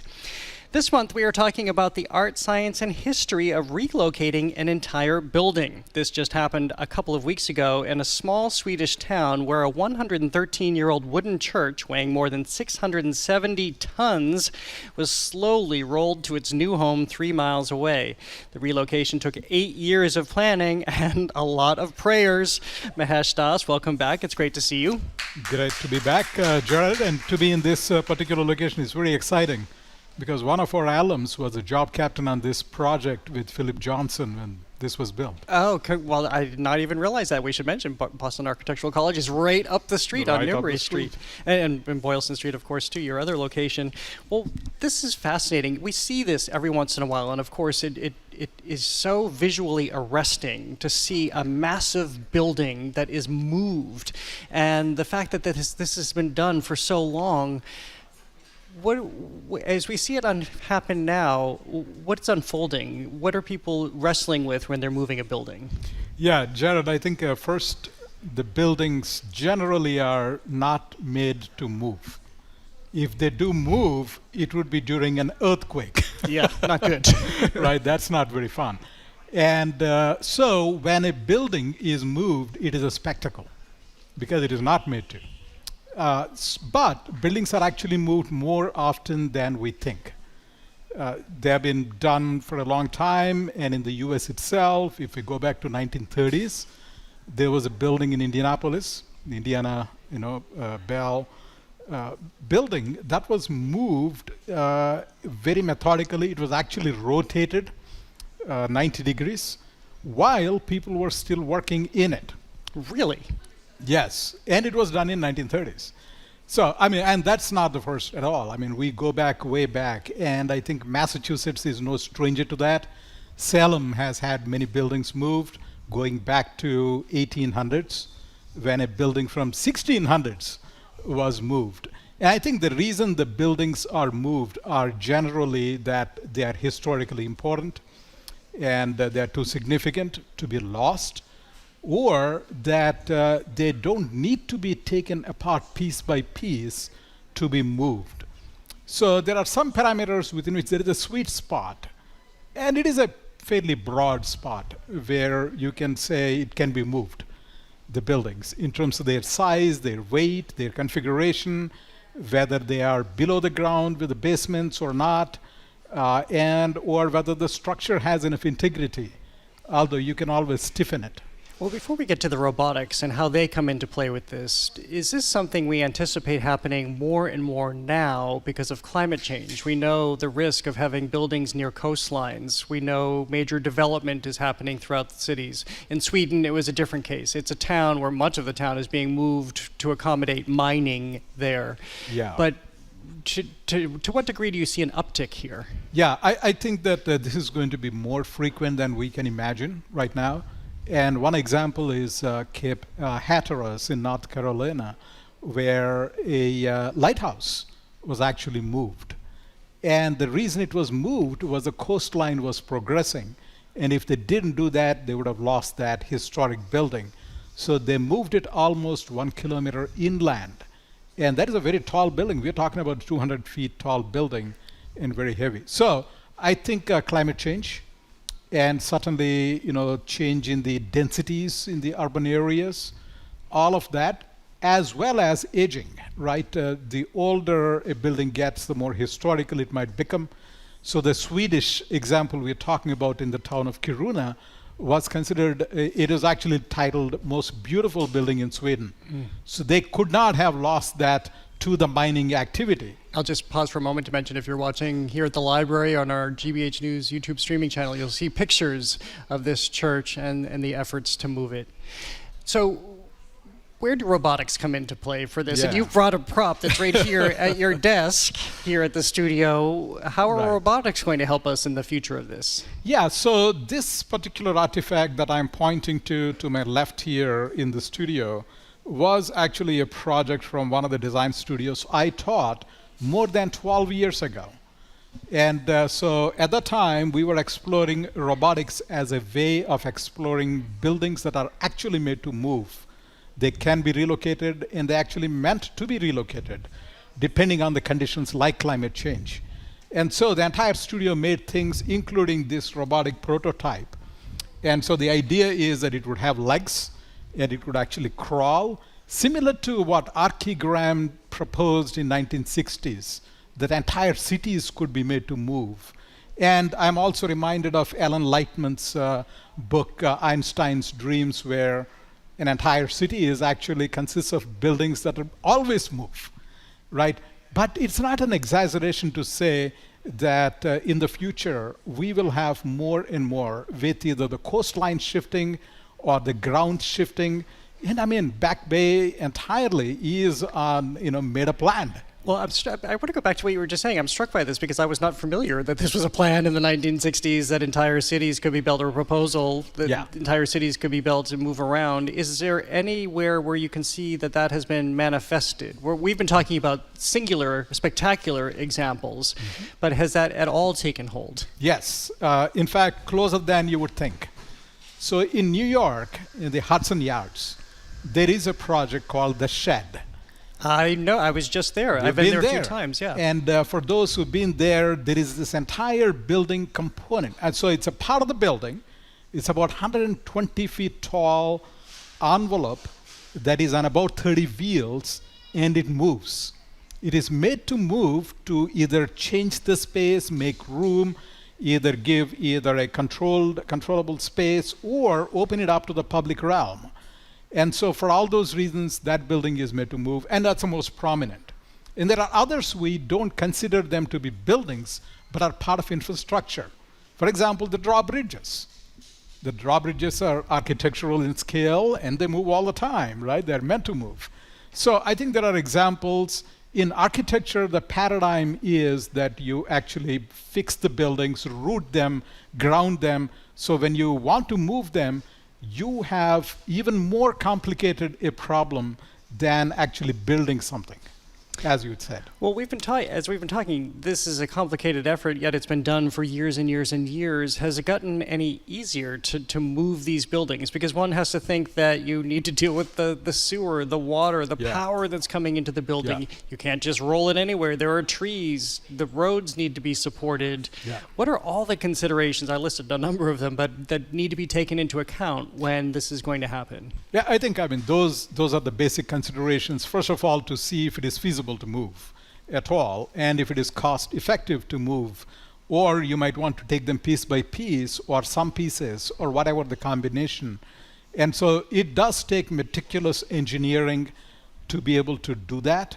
And then you'll have to plan, if it is going to be moved significant distance, how to plan that route, and to make sure the roads and the bridges or overpasses can actually take the load, and then be able to actually reroute everything around it. And then when you actually do reinstall it in the new site, that all the services connected back up and stabilized. So it is an extremely complicated one, and for those reasons, we don't see it every day, but nevertheless we do see it. So to what extent is there, by the way, I'm speaking with Mahesh Das, president of Boston Architectural College, and we're talking about moving buildings, rolling them around, moving them down the street. To what extent is there an ethical debate? Because so often properties are sited. A church is put on the top of a hill, for example. Yeah. So how do communities weigh what the meaning of a building is if it's removed from the site on which it was built? Yeah, I think there are two ways to think about it, Jared. One is that when buildings of the scale that we're talking about are built and cities grow around them, and people have visited them over decades and if not hundreds of years, there are certain meanings associated with its orientation, siting, relationship to the surroundings, how it defines the edges in the city or landmarks in the city. Certain thoroughfares might be actually on axis with them, or whatever the reason might be. And when you change that, it will need to then create a new meaning. And so it does change it. And suddenly people might be startled to find their favorite building not there anymore, but it's down the street or wherever it is. So I think for all those reasons, I would say it transforms the meaning, but not necessarily negatively, but it is definitely not going to be the original sense of it as to how it was conceived and built. And then to what extent are we weighing the value of a building? It may be 100 years old and especially meaningful to a community, but if you understand that it's going to cost $4 to $5 million to move it, because most of these seem to be in the millions of dollars to move, where are we in preservation efforts that is the default now, or no, it needs to be torn down? Yeah, I think that obviously has to be an individual case by case, as to what is the value to the society. What we consider, if we take, for instance, Egypt's temples at Abu Simbel, those which were threatened by the Aswan Dam, and then they had to consider, so the UN was the one which actually took the initiative to move them, disassemble them and all that over 20 years of time. And so at great cost, more than nearly $100 million at that time, and we're talking about 1960s. So they are extremely expensive. The question is, what is their value to the society, to humanity, defined by them? I think those are the fundamental questions that are very human and existential and cultural that have to be considered. Sometimes it is priceless. Maybe it's a function of the fact that I have lived in New England for so long, but it seems we have so many examples. Yes. Is this something that is more of a New England thing, perhaps, than in other places in the world, or are a lot of communities wrestling with this? Yeah, I think there are a couple of reasons, Jared. One is, of course, New England is the most historic of the country and perhaps the continent here. But more importantly, I think the value of these, but also their construction. Sometimes the wood frame buildings or sometimes the masonry or stone buildings, but most often these wood frame buildings are much more forgiving in terms of the weight or their stiffness, their construction. They can be reinforced in a way to actually withstand the move. But that's not the case if the buildings are much older, they are heavier masonry and all that. So I think for those reasons, we will see more of that happening here. And that's why Salem is a great example where many buildings were moved. Well, what's the most perilous? You mentioned wood frame structures are durable, and I mean, how many times are we having the conversation that things built, whether it's furniture or homes, were built better than they are today? Yeah. But what is more susceptible? What is more difficult to move? Yeah, I think I would say masonry is much more difficult, particularly if it is heavy stone masonry buildings, where you'll need to make sure their integrity, and because they're resting one on the other, they're gravity-based construction, those are much more difficult, where they are not inherently frame structures or they are not necessarily more contemporary steel frame constructions. For all those, that would pose more challenges. But even then, those are attempted and successfully carried out, including, of course, in near Boston itself. And then finally, how do these buildings change once they are brought to a new place? Because I know that there are risks associated with it too, because if it may be exempt from certain accessibility mandates and whatnot because it is an historic building, how much does that change if you prove that you can lift it up, drive it down the road, and put it somewhere else?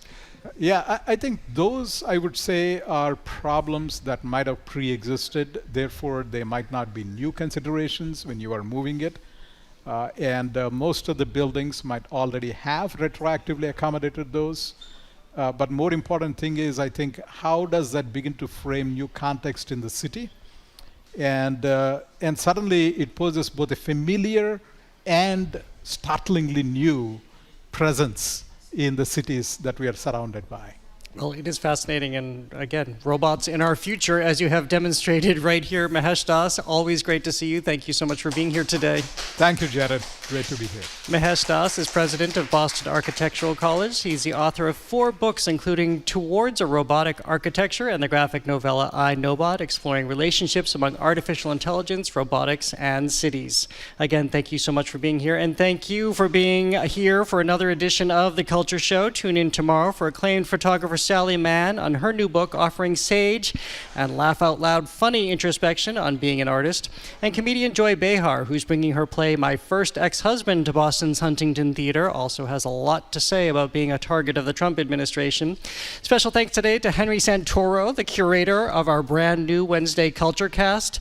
Today's engineer is Bill Piazzatelli. The BPL technical and logistics crew is Maddie Geyer, Bill Francis, Sandra Lopez-Burke, Juan Jose Cadena, Chris Hanks, Pat Lally, and Olivia Corshio.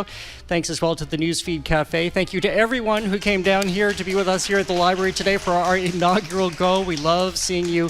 Thank you so much. I'm Jared Bowen. Have a great afternoon. The Culture Show is made possible in part by a generous contribution from the Fiducia Fund, proud to support this station's arts and culture programming.